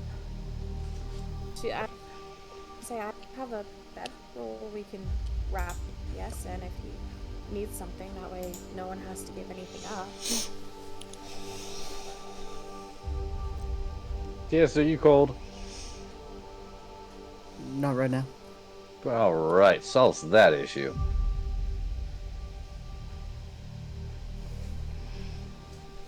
Val will kind of just like shrug and wrap the cloak around himself a bit tighter. Just, well, if you need anything, don't hesitate to ask. But I do believe we should probably get moving as soon as everybody is all right to head out. Let's go. At some point, if like I don't know if this is possible, I don't know what your lineup is, Valdez, But if you follow the back or follow ahead, I want to kind of catch up to you or to try to privately talk to you for a moment. I'm like, hey, Valdis, how's your day going? He would probably be more in the back. He would kind of like look up at you with a little bit of an eyebrow raise and just, well, all things considered, I'm doing all right. It could be a lot better, but it could also be very much worse. Why do you ask? Let's see how my... I want to say acquaintance, so I feel like I haven't gotten to the friend status yet, which is, valid. I was just curious, could you go a little more in depth what you saw with that bear? You kind of see his eyes, like, spark a little bit in recognition, and he will, like, go into depth of how when it was just him and TS under the water, how he saw as soon as the man basically gave up, and as soon as his body started floating upwards, he saw a tiny pinprick of light that could be mistaken even for like a bubble go from the man into the bear that was sinking, and nothing changed about it, but he was scared that something would happen to TS if TS were to like grab onto it. So he told TS basically to go back up to the surface and that he would get it. He made sure he didn't make contact with his skin. He grabbed one of his shirts and grabbed it, and nothing happened. It looks like nothing has happened, but he's still really worried. And he's like, I will definitely keep an eye on it, and also keep an eye on TS. It doesn't sit right with me. I don't think it should. I think you're looking out for your friends and party mate. Good on you. Thanks. I was just a little bit more curious. You guys were down there for a while, and sorry I didn't go after you, but I thought 2 of us in the water was better than 3. He kind of gives you a small smile and just like a, well, thank you for caring, I suppose. Absolutely. I want to know what goes on with this group. We're definitely a ragtag bunch, so to speak. Sometimes it's the best one. He'll kind of just shrug a little bit and like, I'm just glad we were able to save the little girl and nothing bad. And he'll kind of just like lean over to one of the trees and knock on wood. Nothing bad has happened yet. Yet. Yet being the operative word. Very much so. Cool. Well, enjoy the rest of your evening, night, whatever time it is right now. And I will get with you later. Appreciate the in-depth explanation. I do appreciate it. He'll kind of like playfully roll his eyes at you and just like shoo you with his hand. Like he'll have one hand like clutching the cloak, obviously, and he'll kind of just like shoo you with the other hand, like, definitely go talk to somebody who's a little bit more conversational. Appreciate it though. It goes to punch you in the shoulder and freezes. I'll work on it. And he walks ahead. He'll kind of like give you a small smile, and kind of like shake his head a little bit. But yeah, he'll kind of let you move back up. DM, just to make you aware, whenever we get to where we're going, we set up camp, I will be making a trip to TS.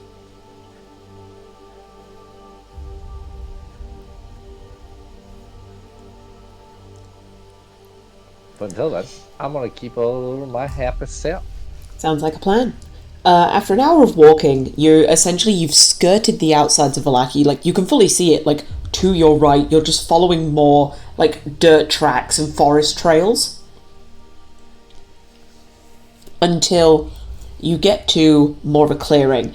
And you essentially have been following Annabelle this entire time. She is the one that's leading you rather than anything else. She's a lot more mature than her age would suggest. But as you pull up on this clearing, you begin to see, on the top of a mound, the woods have parted to reveal this massive clearing. There's a small grass-covered hill with low houses built into its side. The fog obscures the details, but you can see that these buildings feature like elegantly carved woodwork and have decorative lanterns hanging from their like sculpted like I guess when you put them like eaves, where it's like the bits hanging off of the roof. Atop the hill, above the fog, is a ring of barrel-topped wagons that surround a large tent with a column of smoke pouring out through a hole in the top. The tent is brightly lit from within. Even at this distance, you can smell the odor of wine and horses that emanate from that central area.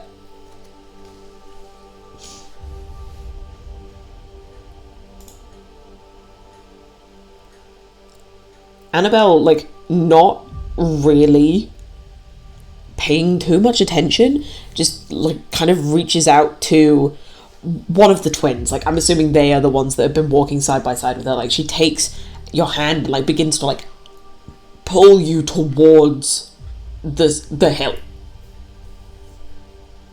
Yep, I let her.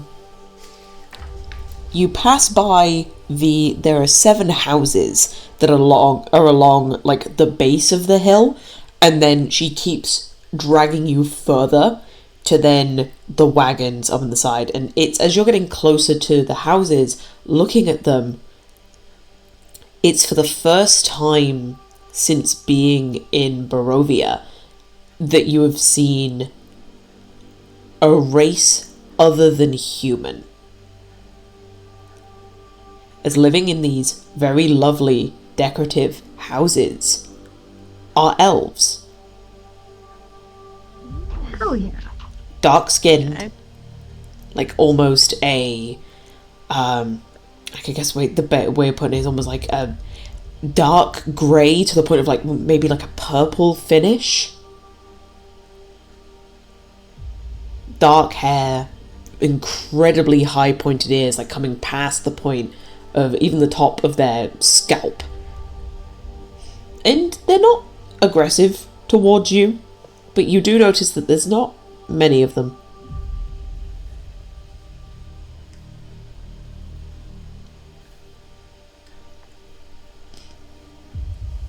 But Annabelle doesn't seem to pay them too much mind. She does wave to a couple of them, and they give a polite little, like, a nod or a little wave back. I would say Aurora. This is the kind of thing that you would notice. Although you are very quickly pulled past maybe like 2 of the 6, 7 houses, you don't see any women elves. There's only men.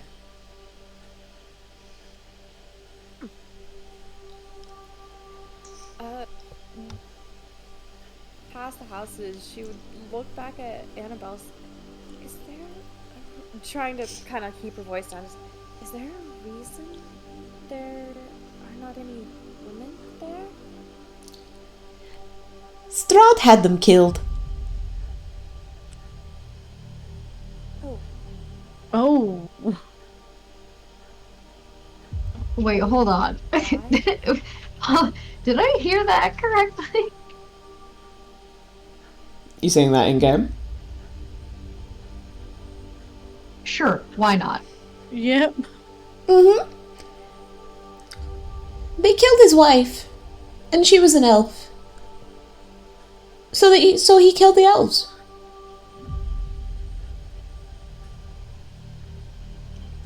At least that's how Daddy tells it. Good lord. They'll just make eye contact with everybody, just being like, what the fuck? Wait, so Strahd's wife was an elf. So the other female elves killed her? And so Strahd got revenge by killing all the other females. That's what Annabelle said. Okay. And then she put the caveat of, that's how Daddy tells it.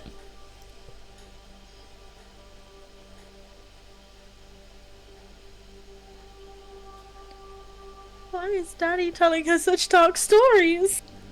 Probably because she's asking why no other women are in the encampment.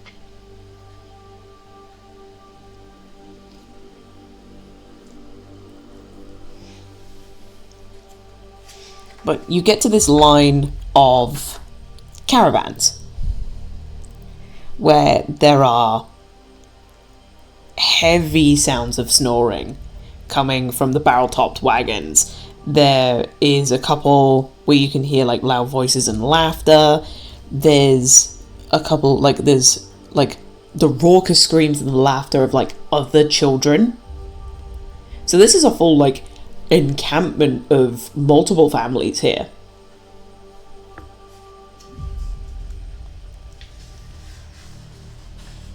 And then you head towards the central tent, which is what you are being like dragged towards. Around the central tent there are the horses. The hilltop is covered with steaming piles of horse dung. This is like you can smell like manure and nature. More than 24 horses are tethered to stone blocks inside the circle of wagons, but outside of the main tent in the center. Most of the animals are draft horses, but a few of them are riding horses equipped with saddles. You watch as Annabelle like goes up to like a particular horse and just pats him right on the nose. Oh. With a secret like little conspiratorial whisper, she looks over her shoulder and just goes, "He's my favorite." Of course, can't let the others know. Exactly. They won't like it.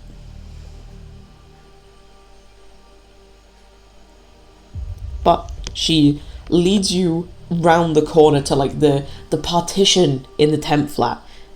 Daddy will probably be in here.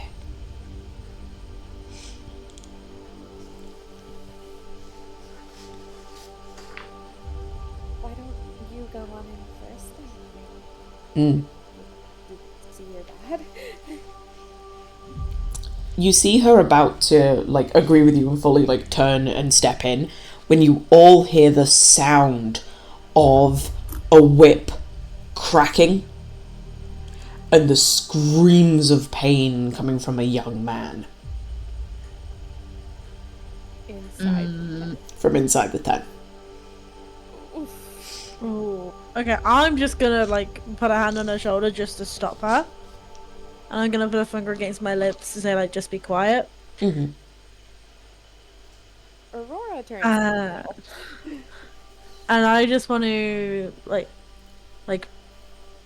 either see if I can like peek in or like listen to see what the hell is going on in there. So, peeking round the edge of the tent, you can see several empty casks of wine have just been piled up around this tent.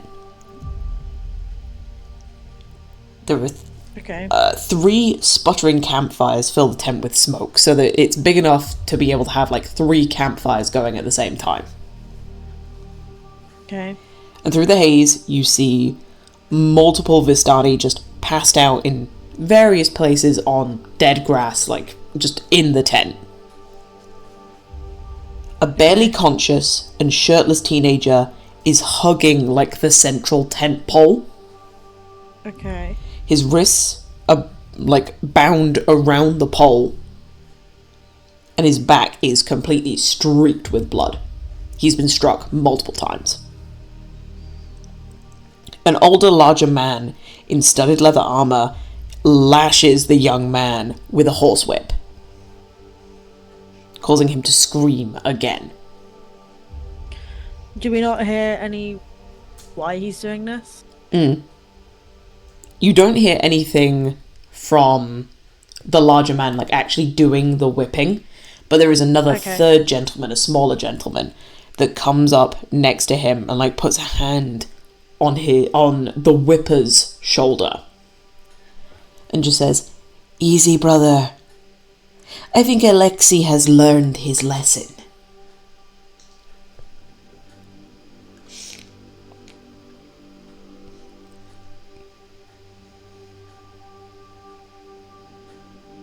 Nothing else is said.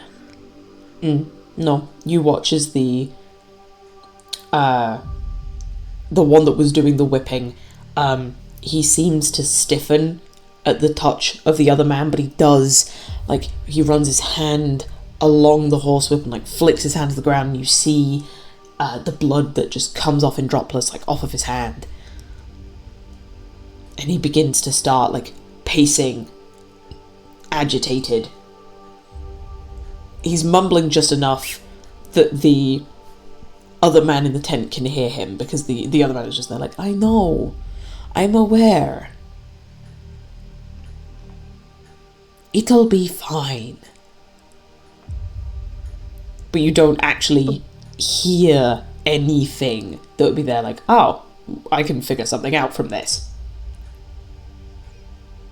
Okay. Are we all just sitting at the front of the tent while they're checking this? If you want to be. I've made sure to be like say like just stop, and put the finger to my lips to everybody. Be like, just stop. Shut up. I have a question. Mm-hmm. Do I smell the blood of the boy getting whipped? Oh, yeah. Lovely. But it's not a high amount. I'm not going to make you do any checks yet. Yet. Val would kind of just step back and kind of like reflexively cover his like nose and mouth with his hand, but kind of like he'll just be like internally like, fuck, I don't need to breathe, and he'll kind of just put his hand back, kind of like step a little bit closer to like the rest of the group, but keep back a little bit and like hold his breath basically. In fairness, Val, if the only pungent smell was the blood, then I would be making you make a check. But you've also got piles of horse shit right next to you, smoke from a fire, alcohol, body odor, dead grass burning. Like, there's a lot of sensations going on right now, and it's helping mask the individual. Gotcha. Okay. Does make me feel a little bit better.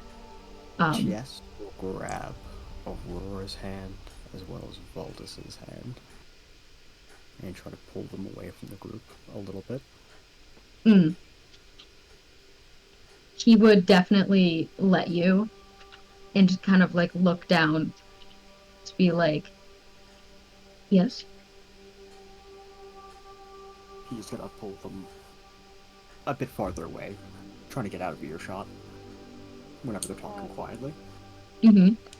Yeah, Aurora will go with them. Seems like you were having some trouble. I wanted to make sure you're alright.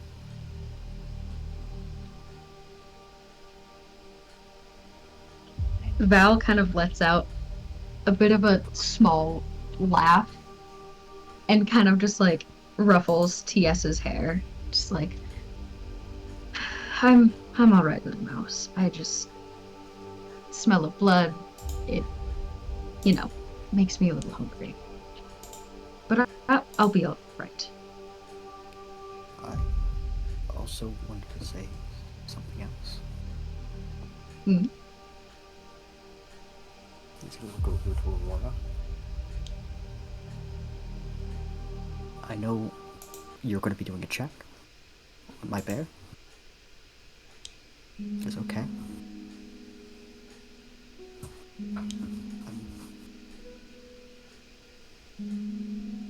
Know what you might find?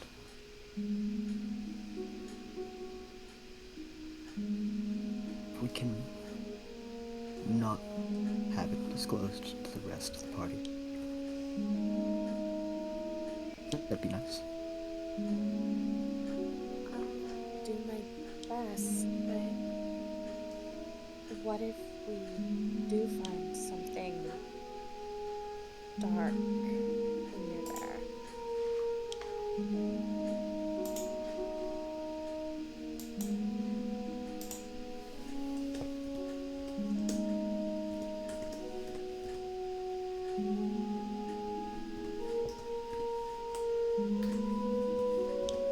we risk you being possessed again? Do we find a way to keep it from possessing you?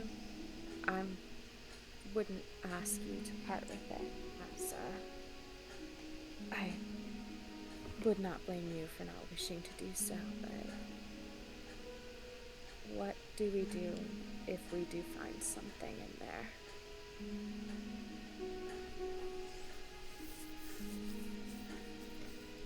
We'll discuss that whenever we have a bit more private area to talk. Just know that I don't want to see you hurt again. Alright? Thank you. And thank you, Palpus. Val will kind of like give you a bit of a soft smile and put a hand to his heart and give you a small bow.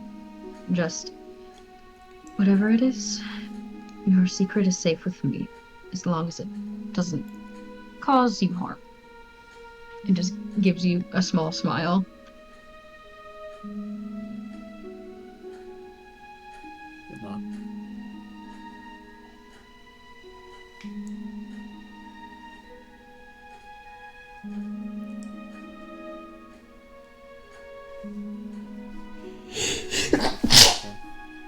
This was the actual reason why I wanted to pull you guys away.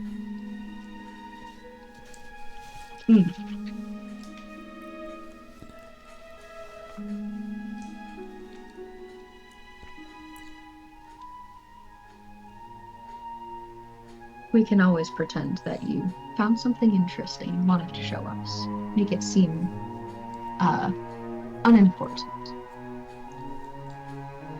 Look at all the horse poop. So interesting. Oh, absolutely.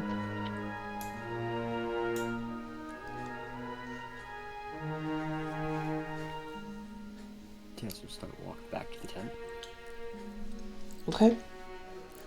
I'll say that the two conversations happened like simultaneously. Like you were watching Austra while TS had pulled them away. So now that they're coming back, we've gotten to the end of that moment, and it's just the larger man pacing and his brother not sure how to calm him down. Okay. I'm gonna just walk in. Oh? Okay. Yep. I'm looking for Lubash. The man that had been doing the whipping turns to you.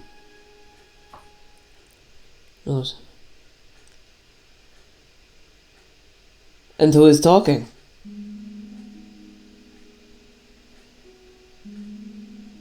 My name is Austra. Have you recently lost something?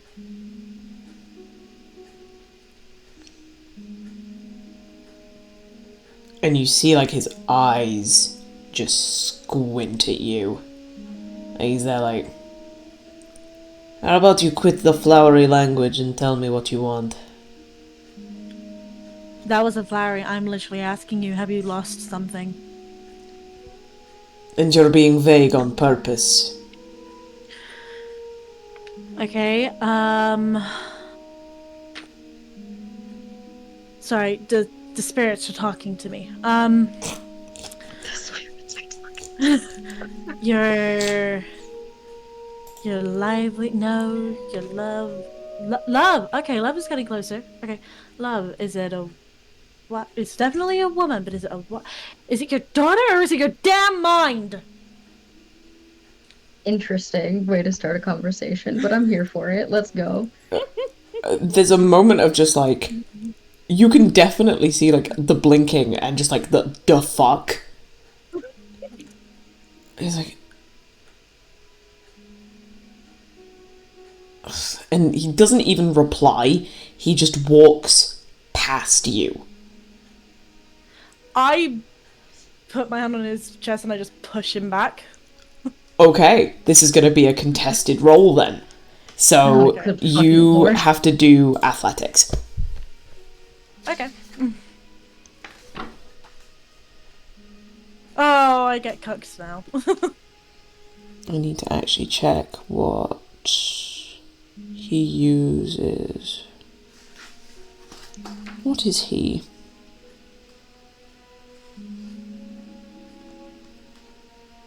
Oh, he's that. Okay.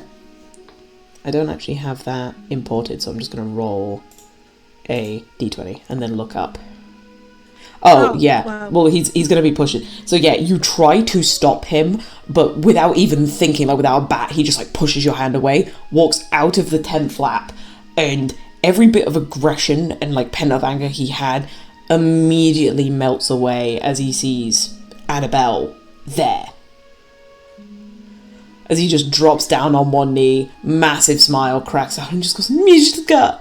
And she, like, runs to him being like, Papa! And, like, there's a very emotional, like, reunion as he's just, like, stroking her hair and just being like, where did you go? I've had people looking for you.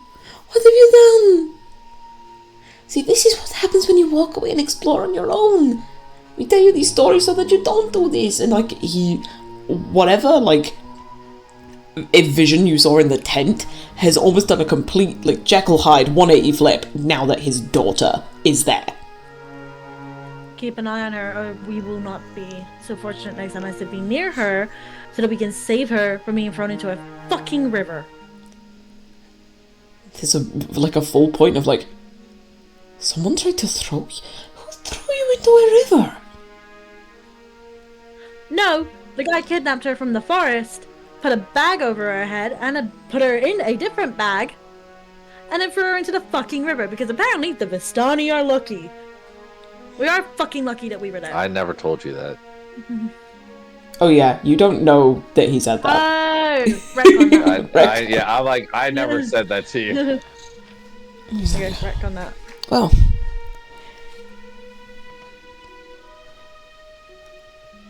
although I do not understand your conversation starters, and like he's looking at you like, again, there's still like the fuck. He turns to the rest of the group to be like, I am incredibly grateful that you have brought my daughter home. I'm aware that you did not have to. I am aware that this is potentially a thing that you did out of your way. Let me... Come with me, like, please. And he begins to take you to... And I need to check to make sure which one it is. It's that one. So he takes you to one of the wagons that is the closest to the opening of the tent flap. And you see that this one is actually one that is, like, secured and padlocked. It's not just an open barrel top. He opens it with a key that he has, like, on his belt. And he goes, please, for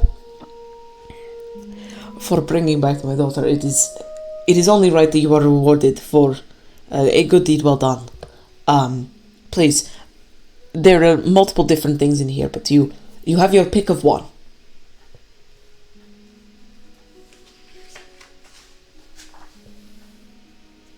And he doesn't leave because, you know, he needs to check that you, one, only take one, and then two, he needs to lock it up after you take something. But you have essentially been allowed access into this wagon to have a look at what's in it, to choose something. Can I insight that? I don't trust this guy. Sure.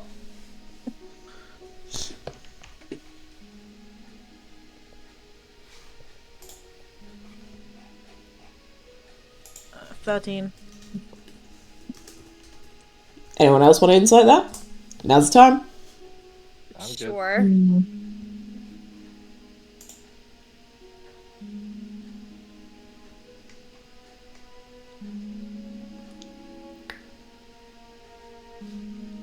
Okay.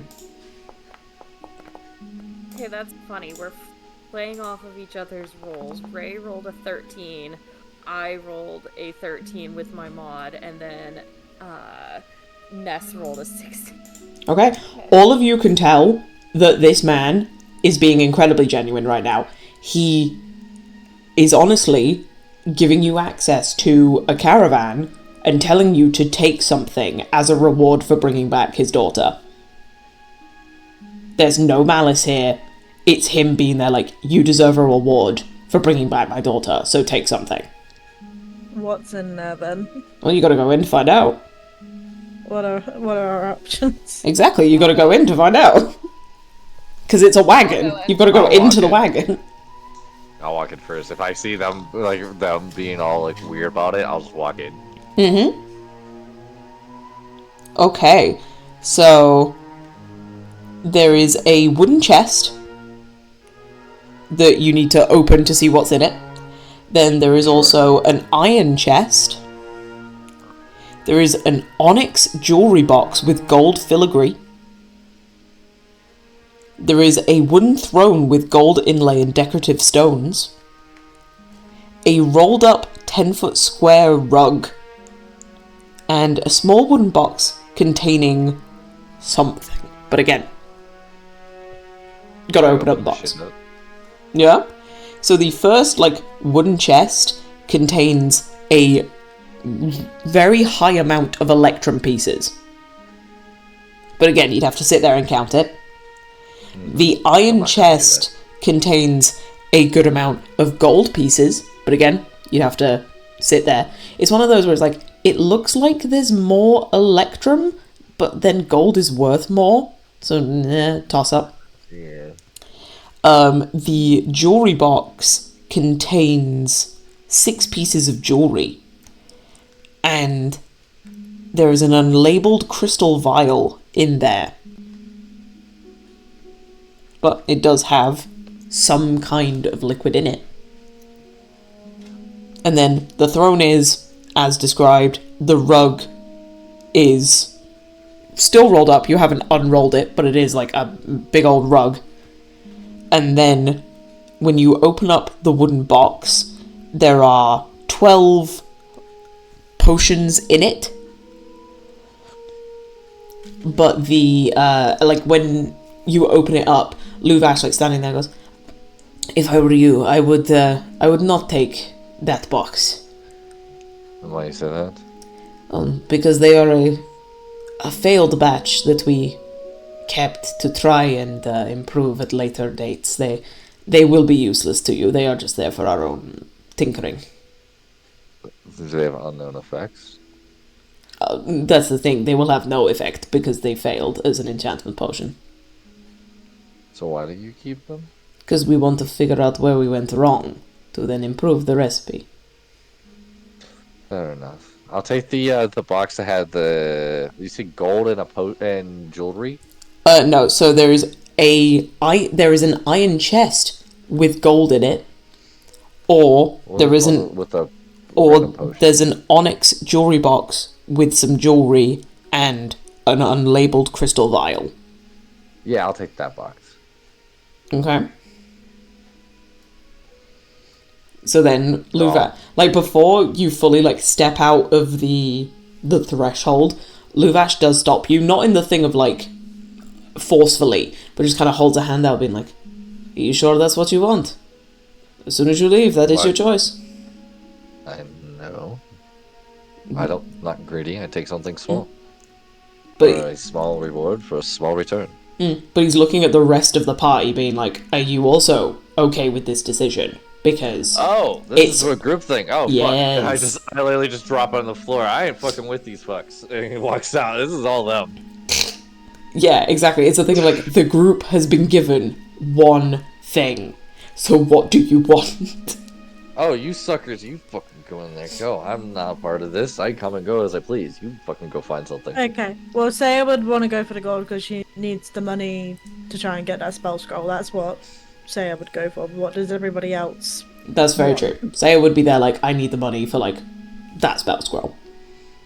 Yeah, Aurora honestly would just basically look at the box that he dropped, just like, I'd be okay with that. In fairness, it's a very pretty box.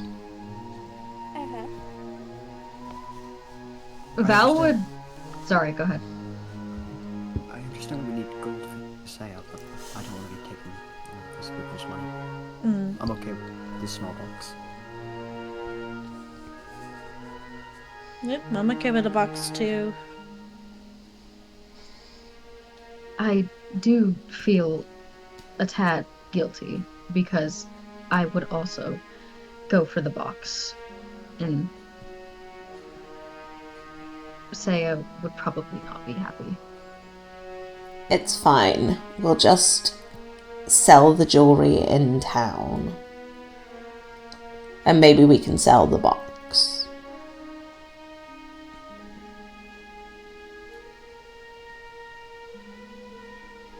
As long as you're alright with that, then I don't see why not. Alright then.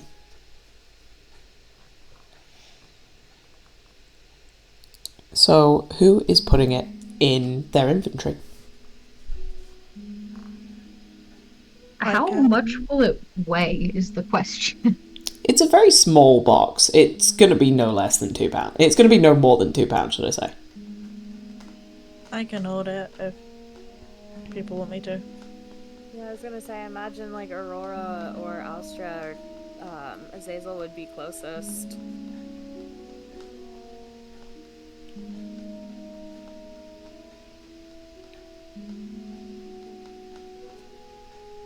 I'm fine with Austra taking it. I don't care. Austra, get it. Okay. Yeah. And it's not the case of as soon as you pick it up and leave the threshold, like Luvash is locking the door. Like he gives you the time to like go pick it up, walk out, and you can now like examine it properly with the party. I'm trying to think. Valdis, can you make... I'm trying to think what kind of check this would be. I'm going to go with a history. Can you make a history check for me? Alright, let's see how this works. Rip, that's a 7. Fair enough. The liquid in the vial, it's ringing a bell. You feel like you recognise that, but at the same time, you don't feel confident enough in your guesses to know exactly what it is. If I smelled it... Wow, if I smelt it, would that give me a better indication? I was going to say, let me look up the description of what's actually in the vial so I can be there like, it looks like this. And that's usually helpful.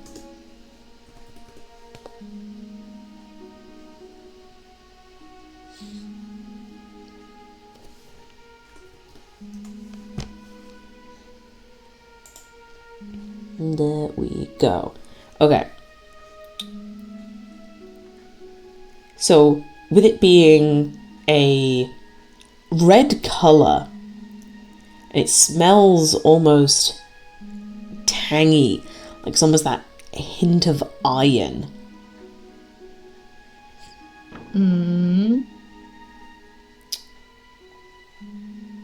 You've seen potions like this before. In fact, you have very similar looking potions in... Wait, no you don't. I had to think about that. But you've definitely seen people in your guild have potions like this. Mm-hmm.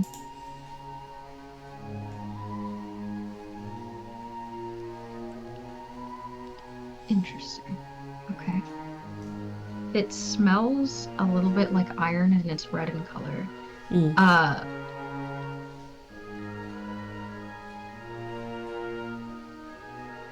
Is it just smell like iron? Or are there other, like, stronger scents to it? It's definitely herbal. At one sniff, it feels like someone has literally taken a sprig of rosemary and, like, shoved it up your nose. Oh, it might be a fucking, minor healing potion if it's herbal.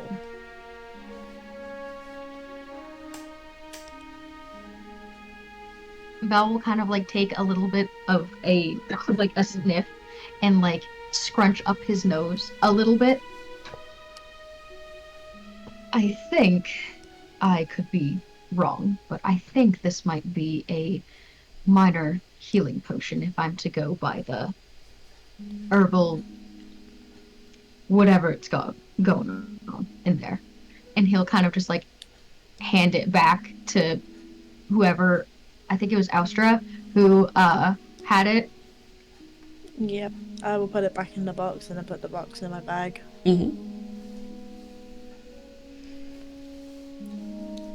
But Luvash turns to you, like, he's lifted his daughter up so that she's, like, nestled into, like, the crook of his hip. Almost very, like, stereotypical, like, almost like the way that a mother would. He goes, "That's your final decision?" Yep. Alright then. And he, taking his key, locks back up the caravan.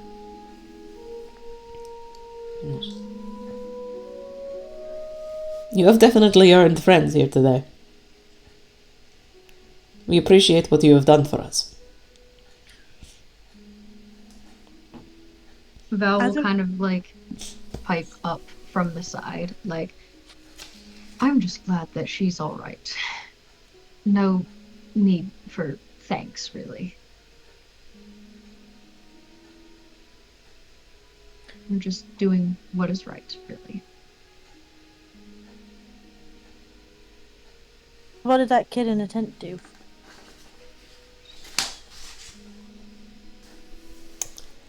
He was the one in charge of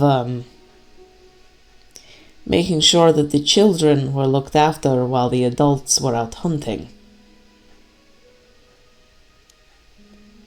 You left a child in charge of other children? The man in there is not a child. It's not an adult. He's Okay, more than... let's not go questioning people's culture, shall we? I think that's a great idea. I'm not questioning the culture. If you are worried about the state of the boy, then you can go tend to him if you wish. But he was punished for his crimes. As soon as he says, "You're more than welcome," boy, he just walks back into that tent. I'm so sorry about her. She just got this, like, high and mighty complex. I apologize. It's fine. She has come from a place where people are... Different cultures. I don't apologize on her behalf, but, like, I appreciate you understanding. It's like, again, I'm not exactly with them. I am, but I'm not. It's a weird kind of thing. But There's no offense taken, and a lot of goodwill is being extended because you have brought me my daughter. Do I hear this as I'm walking away? Because you're storming off into the tent, you probably hear the bit where, Azazel is there, like, "I'm sorry," like that beginning bit, but once you get into the tent, it's muffled, you're also surrounded by burning campfire, snoring Vistani, a whimpering man, like, still tied to the central tent post. I'd say, like, after that point, you don't hear anything. But you do definitely hear that beginning bit where Azazel's like, "I'm really sorry, she's from a different culture." Okay, I just go over to, I'm assuming the boy's name is Alexi. On his forearms, I'm gonna just gently tap him, and I'm gonna cast Cure Wounds. Just to see if that helps a little bit. I'll send a spell in there so we can do the spell. Definitely. Assuming you're just using a first level. Yeah, there we go. Yeah, so 9. The wounds on his back definitely begin to heal up. He's definitely not breathing ragged anymore. He looked, to be fair, before you cast that, like, pretty rough. Like, like potentially on the verge of passing out. And he breathes a little easier. But he doesn't say anything. Like, looking round at his face, you can see that there's like that grim determination of like, I will show no weakness. I will accept this punishment. Okay, that's fine. Alexi, to be honest, I think it was harsh that they left you in charge of children when you yourself are not fully an adult yet. I find it unfair, so I appealed to you. Do you want me to unbind you? Or are you gonna let your pride make you sit there and be in pain more? This is nothing to do with pride. This is accepting the consequences of my actions. Thank you for the healing. But I will not be let go until either Lovash or Arigal let me go. Alright, okay. Well, at least you're breathing a bit better now.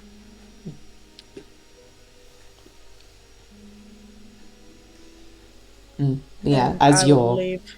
Yeah, I'm assuming you go back to party. Like, while you were doing that, going back to the conversation, Lovash said, like, a lot of goodwill is being extended to you because you, from the sounds of it, rescued my daughter from quite a perilous fate. Nah, it was nothing. Wasn't that big of a deal. Dude's on the bottom of the ocean now, so we're good. Ah, that was going to be my next question. But you have already dealt with it for me. Yeah, that kid did it. That point to TS. Like- Laura just has an apologetic look on her face as well. Oh no! Like, there's no need for... Like, Luvash is looking at you, TS, with, like, surprise, but, like, pride. It's like, well done. Kind of face. Like, he, like... it's the thing of, like, the son I never had. Like, yeah, he's a good one. Maybe. I don't know. He's weird. No, you're more than welcome to stay. And I think you would, like, because you were very quick in and out, I think you hear this, Austra. Where it's like, Okay. you are more than welcome to stay for as long as you like. There are, obviously not our full number here at the moment because they were out looking for this little one, and he, like, pinches her nose in a way that's like you do with a kid, it's like, got your nose. But there are Vistani that are gaming. There'll probably be some around telling stories. There are also, if you wish to talk to the elves, you are welcome. Like, obviously you don't need my permission to do that. They are their own. But, or if you have business to attend to, you are welcome back at any point. Oh, if you guys be doing anything else, you guys making camp? What are you doing? Oh, we But already bearing- paid for a room at the inn. Yeah, bearing in mind, it's only 10 a.m. I don't know what time you guys go to sleep. Yeah, you went to bed. You've walked for 2 hours after leaving at 8 a.m. It's now 10 a.m. Like 10:30 at a push. Well, I think I'm gonna go for a walk. TS, you want to join me? Great, man. Awesome. Like, even though you gave him the answer he wanted, you could tell he was wasn't gonna take no for an answer. Alright, guys. See you later. Have a good one. Don't die. Bye. You know what? I'm not gonna question it. That seems to be the wise thing to do if they say so.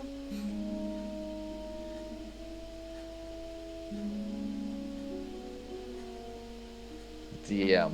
Mm-hmm. When we walk, I don't know, is there a forest? Like, I just want to go for a walk, you know, a nice leisurely walk. Yeah. And then, if it's at all possible, just for shits and giggles. TS, are you still holding the bear in your arms? Yes. Can I try doing a sleight of hand check just to see if I can sneak it away from him while we're walking? Yeah. Beautiful. I would replace it if I need to. Like, is it one of those things where you want me to replace it, like, with a water skin, or just see if I can swipe it? I mean, that's up to you.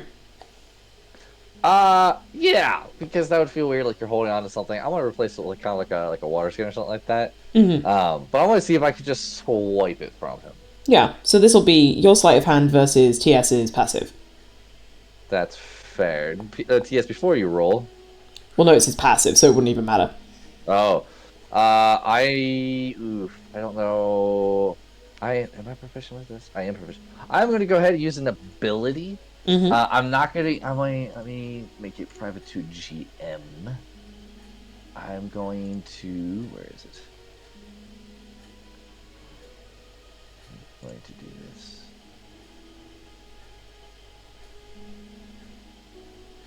So it says if that roll fail, I can use it. So does that roll fail? It does. It does. Okay, so then I would be using this. All right. I believe it is. Let me double check the die.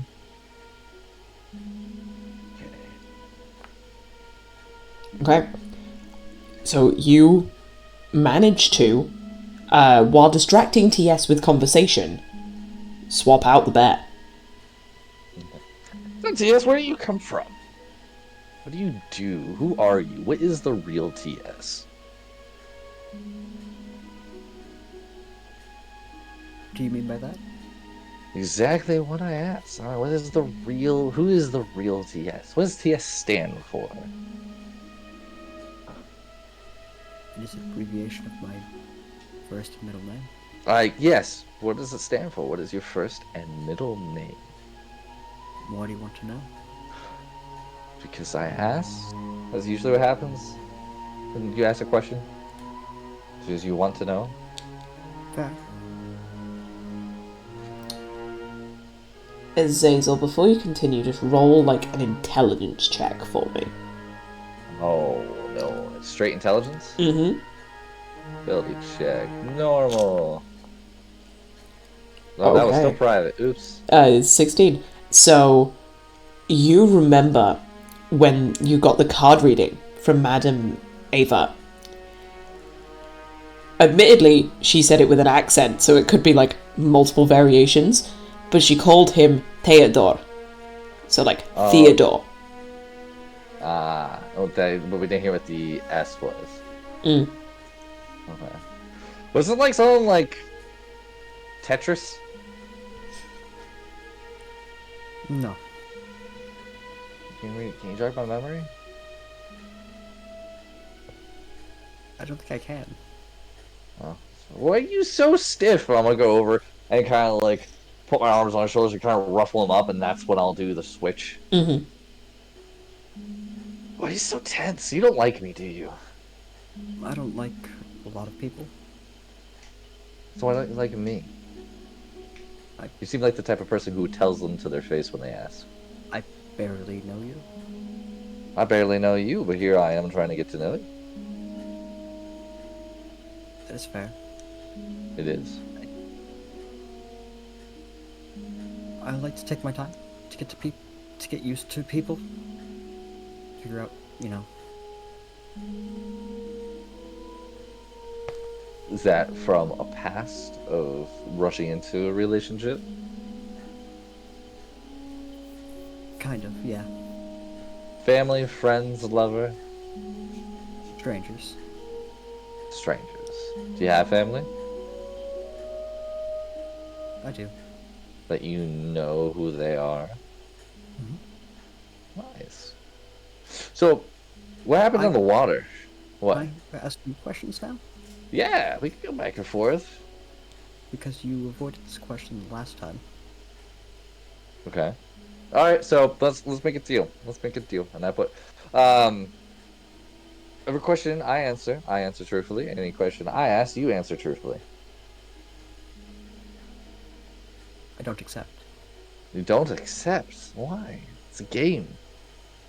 It's a bet. It's gambling. It's fun. I don't gamble. You can today. I don't want to today. What's a prized possession of yours?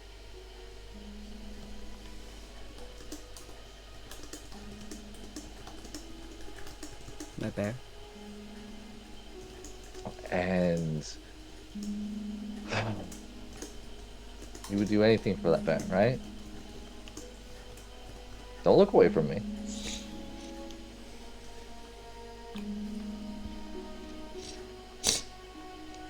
What is that bear to you? Don't turn away.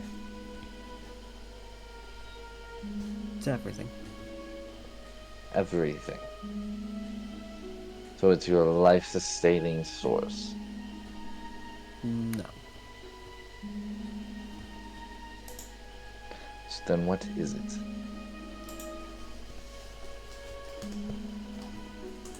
Does it make you money? Does it make you powerful? Does it talk to you? You still haven't answered my question from a few. I think it was last night. Of why I'm unhappy? Of what's wrong with you. You danced around the question. I don't think I did. Well, I said what's not wrong with me. I'm not a good person.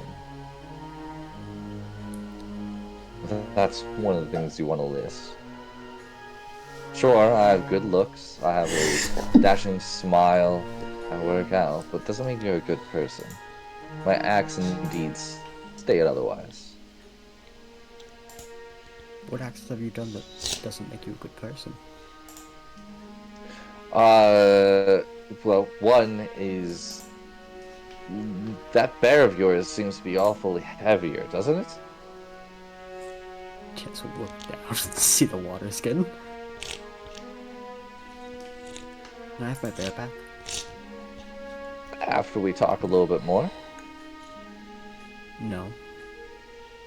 Ooh, I struck a nerve.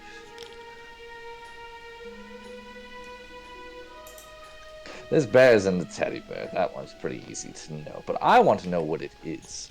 Does it give power? Does it take away power? Does it make money? Does it steal money? What does it do? And how do you use it? Then we can talk about getting the bear back.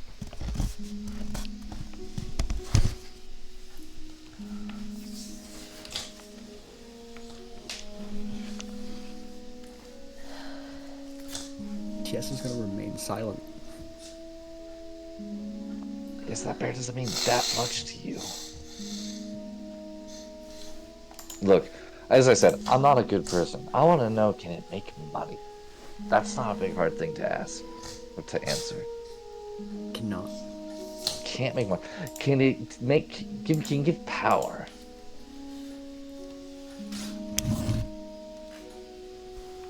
Oh, it can. Does it? It takes souls.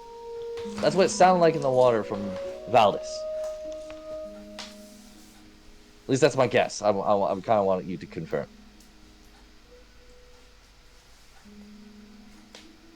A couple of reasons why, but I need to know that first.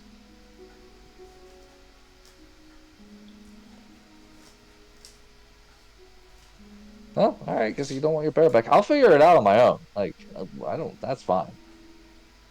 I'm kind of curious if it talks to you, and see if it'll talk to me. Like, there's all sorts of things I want to try.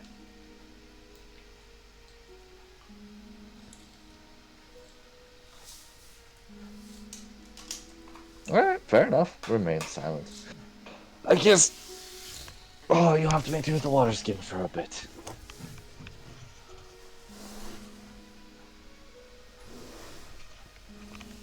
Shall we head back?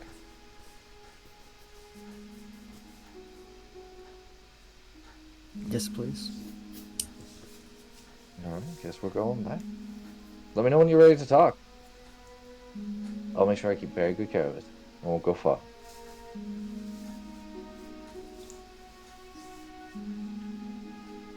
We'll make our way back. Okay.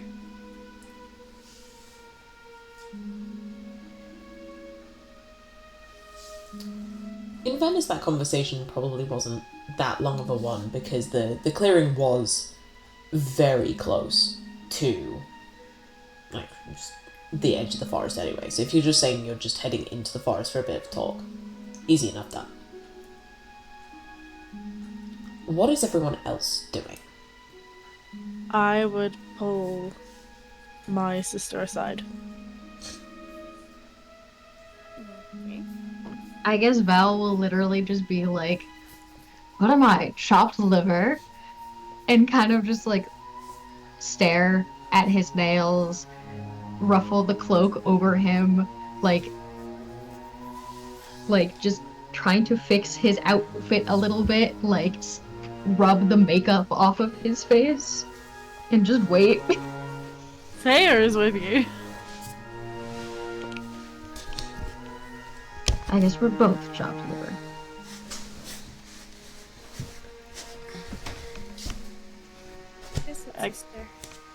You can see that Alstra's face is very red and is very, like,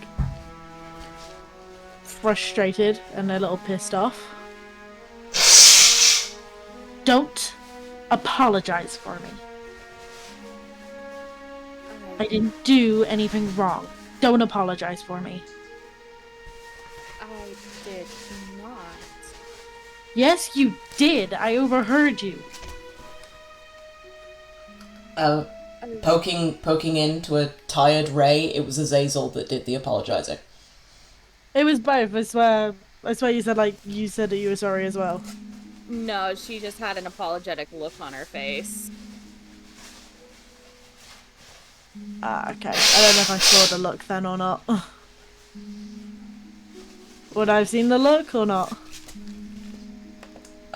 I mean, You we're said probably you already in the tent. I was gonna say you said you were storming up to the tent without looking back. Like the only reason I let you say you overheard it is because the tent is pretty close to the caravan, so you would have heard them as you were walking away. Okay. So the look was gone when I walked back to the group then? Ah, okay, well then forget this then. I mean, don't get me wrong, you can wait and have this exact same conversation with Azazel when they get back. Yeah, probably.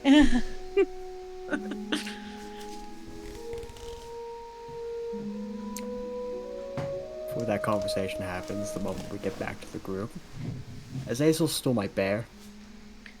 What? Aurora just looks at Azazel's. He can see probably like a little bit of like relief in her eyes. Just like My hands are just in the air, like that surrender position of just like I didn't pull a bear out of a hat.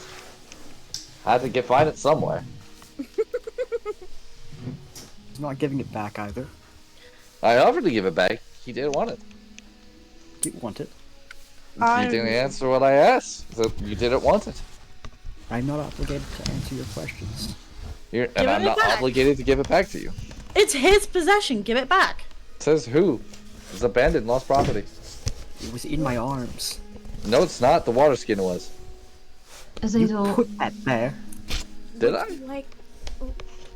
Would you like me to check the bear now, if that would ease the party's mind?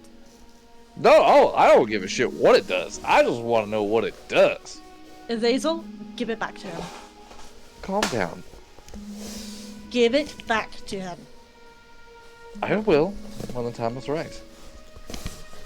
I understand. Final warning. Give him his goddamn bear. Oh, she's mad. Or what? I got some person on him. Oh! Yeah, wisdom saving throw coming from Azazel.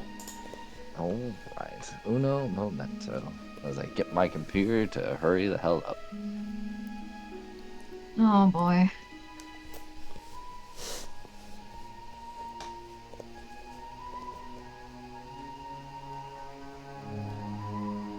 I'm reading something, sorry.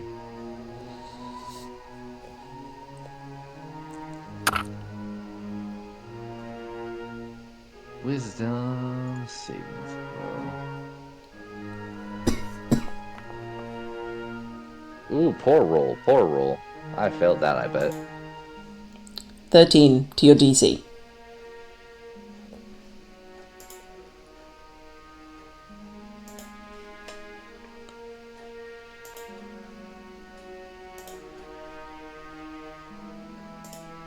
which... Sorry, my 14. DC is 14. So, fails. Yeah, I figured. Right. Yeah. Alright, my hands are in the surrender position. I freeze just like that. TS, get your bear from him. He can't do anything right now. I would like to get my bear back. You feel free to search my pack. I'm not searching his pack, I'm searching his body. Okay then. So what we will I will do... message you, DM, of where I had it in my mind. I will message you where I thought I put it. It's up to you. Well, what I was going to do is have TS roll an investigation, and then you roll a, like, contesting sleight of hand to be, like, where you hid it on yourself versus TS being able to find it. Sleight of hand or stealth? Well, because it's an object, I'd say sleight of hand. Because you're just, like, it's almost like palming it off to, like, a hidden bit. Cool. But still send me the message of, like, where did you put it? Okay.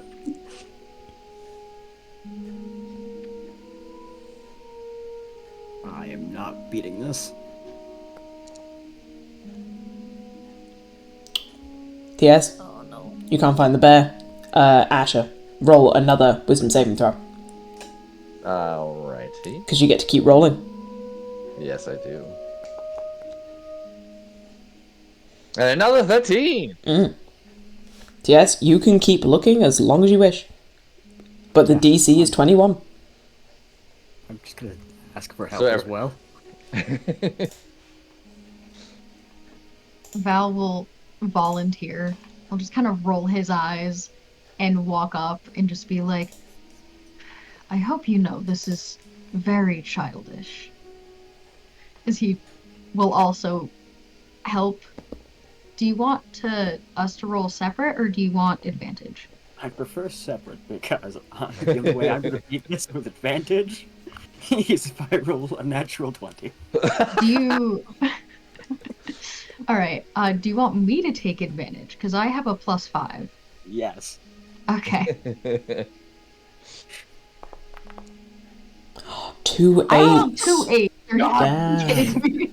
Oh my! I don't even know what we rolled. It hasn't showed up on the screen yet. Oh, sweet! Do I roll again? Yeah, another wisdom save. Watch, we get another 13. Let's see. It's lower! Can Aurora go up too? Oh, We're all everyone's just touching me? I love it. Yeah? You want to search this man's body? Go for it. Yes and no. She's more gonna move her hands slower. Not searching, but not entirely searching, just kind of playfully. Well, it seems I finally got you to sit still for a picture. While Oh, she's fucking searching. course. It gives everybody disadvantage on the search. I would love that. So, no, you're technically you're not investigating Aurora. You're using this time to, like, tease him, which is, like, fair enough. Bit, yeah. Yeah, and as I say, so you're very aware that, like, Aurora's just here, like, playing with your nipple a little bit, and it's funny. So then... Played against June in Tokyo. But yeah, another investigation check from the two. You got this, Valdis. I believe in you. There we go. Ah, 22. Valdis, it's actually really not hidden at all. The fact that Azazel was there, like, check my pack, like, made you immediately think it was everywhere other than the pack. And it's literally, like, tucked into the top of the pack. The head of the bear hidden by, like, the hood on his jacket. So actually incredibly delicately placed, and he was truthful to you, TS, when he was there, like, I'll keep good care of it. But yeah, it's just there in the top of his pack. Val would immediately just, like, very gently pass it off to TS, and just, like, he would kind of give Azazel a little bit of, like, a very genuine questioning look. Like, I understand if you're trying to be concerned, if you're trying to get a little bit more knowledge to see if anybody will get hurt by the bear, but this is a little bit too far in my book. And he'll kind of just like give him a very like slight like curl of the lip, like I just like you step in something bad. And just like, I'm sad to say I kind of expected a little bit better, but please don't try this again. And he'll hand TS back his bear and ruffle his hair and just kind of like put himself a little bit protectively between the two of them. As soon as TS gets the bear back, you okay now? Yeah, he never hurt me. No, but he took something from you that he shouldn't have. It's unharmed. It's alright. Thank you. It's okay. I go over, I knee you in the groin, and then I drop the spell. Do a strength check for me. Let's see if you beat his AC. That'll be so fucking funny. Yeah,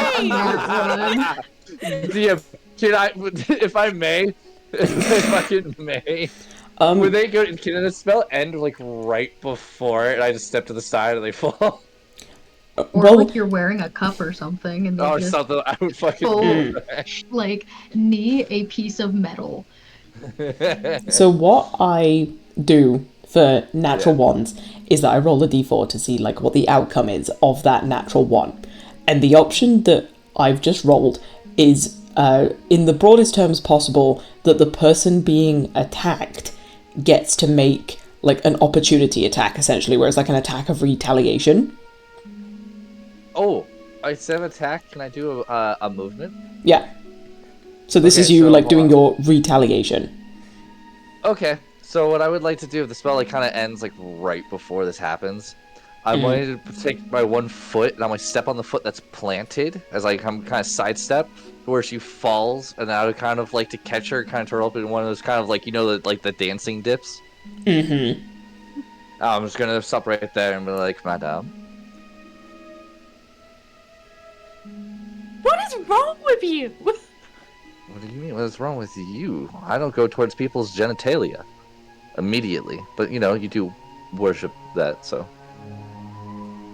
The look, like she was like annoyed at you, and now she just looks at you disgusted. You don't know me. I don't. And yet you assume that. No, you told me you worship the god of that. It's all about sexuality. Expectations and actually how I worship are two very different things. You're welcome to get back up. You don't have to stay in this position. It's kind of different.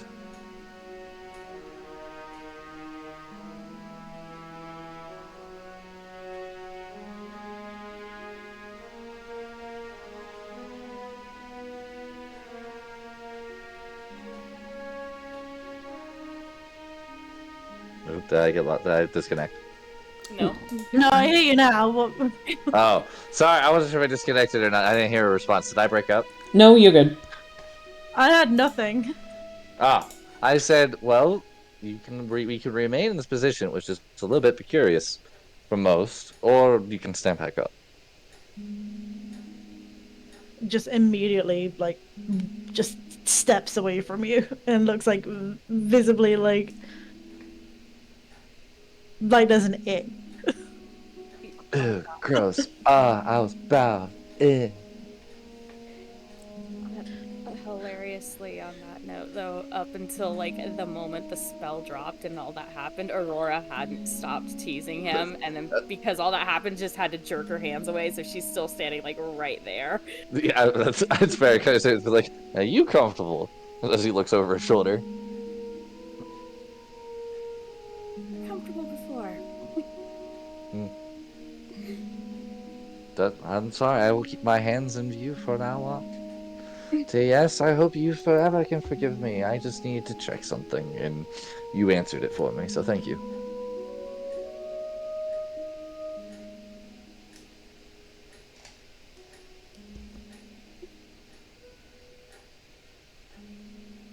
Oh no, there's some mysterious person in the group that took a teddy bear. How dare you?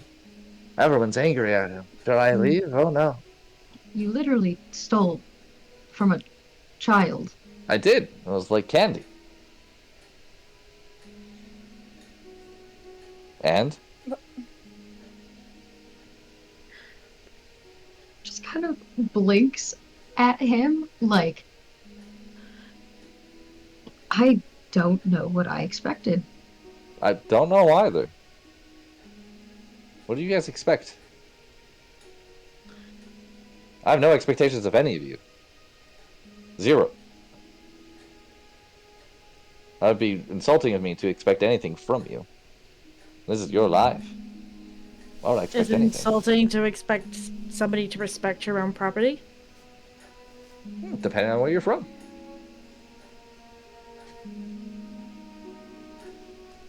That's not a culture thing. That's an everybody thing.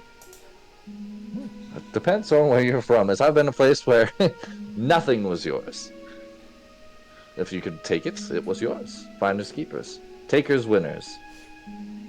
I simply wanted to get an answer, and I got it, and TS has his bear. Very safely, an unsold or soiled bear that I did promise to take care of, which I did. And he gave me the answer I wanted. So, you guys are going to hold this over me for a long time, or at least you will. And I'm not going to try to make up for it, because there's no expectation from me in my mind to do so. So there's going to be a bit of hostility towards me, so I'll keep my hands in view. I'll keep away as much as I possibly can. I'll keep my lovely smile and continue as you are. You say you have no expectations of people, and yet you try to apologize for me? No, I was embarrassed. So you I guess- apologized for me. No, I said I apologize for her, but it was reality it was for me, but I didn't do anything.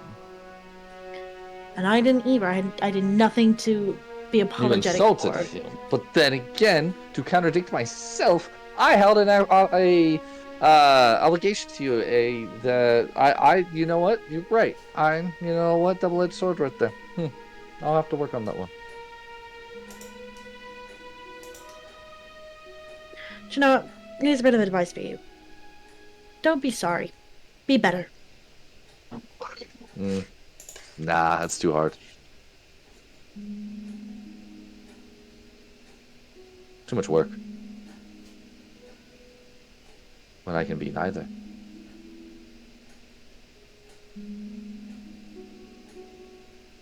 I just can't deal with this guy. I'll just stop walking away and say, was he dropped on his head as an infant, or was he just born stupid?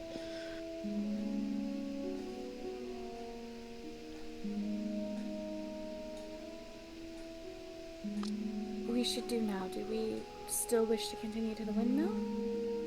Or do we wish to remain and looks around the encampment and indulge in some of the pastimes that was offered to us by Luvash? Learn perhaps more about the people here?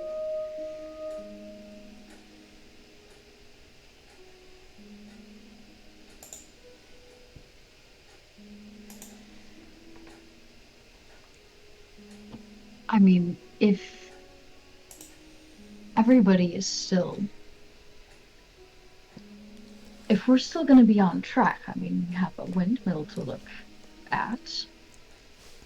Or we can pause and have a little bit of a break and chat and say hello to everybody and be social. It. Whatever you want.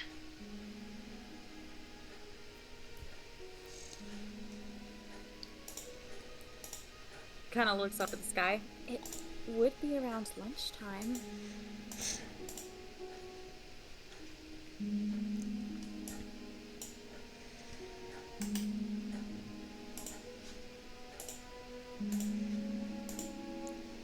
Alright, then why don't you have a little bit of a break? And then go investigate this windmill. Maybe get a little bit of a mood improvement.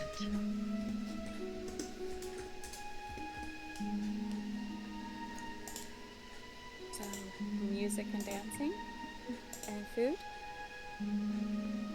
Maybe some wine.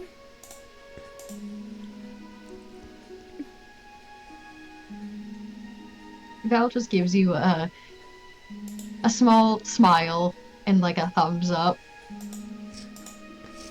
And she returns the smile and the thumbs up, just like, okay, everything's good now. It's fine, everything's fine. Diffuse the tension, it'll be fine. Uh-huh.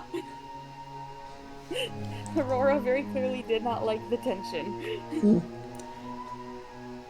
I think that's probably a good place to end it for today's session at the very least. Thank you everyone so much for joining us tonight. Thank you for being present in the chat. It's always good to see. But for now, I say good night to my lovely players, and a good night to you all. Enjoy us every Friday night here, or every Tuesday on YouTube. Good night. Bye. Good night, Twitch.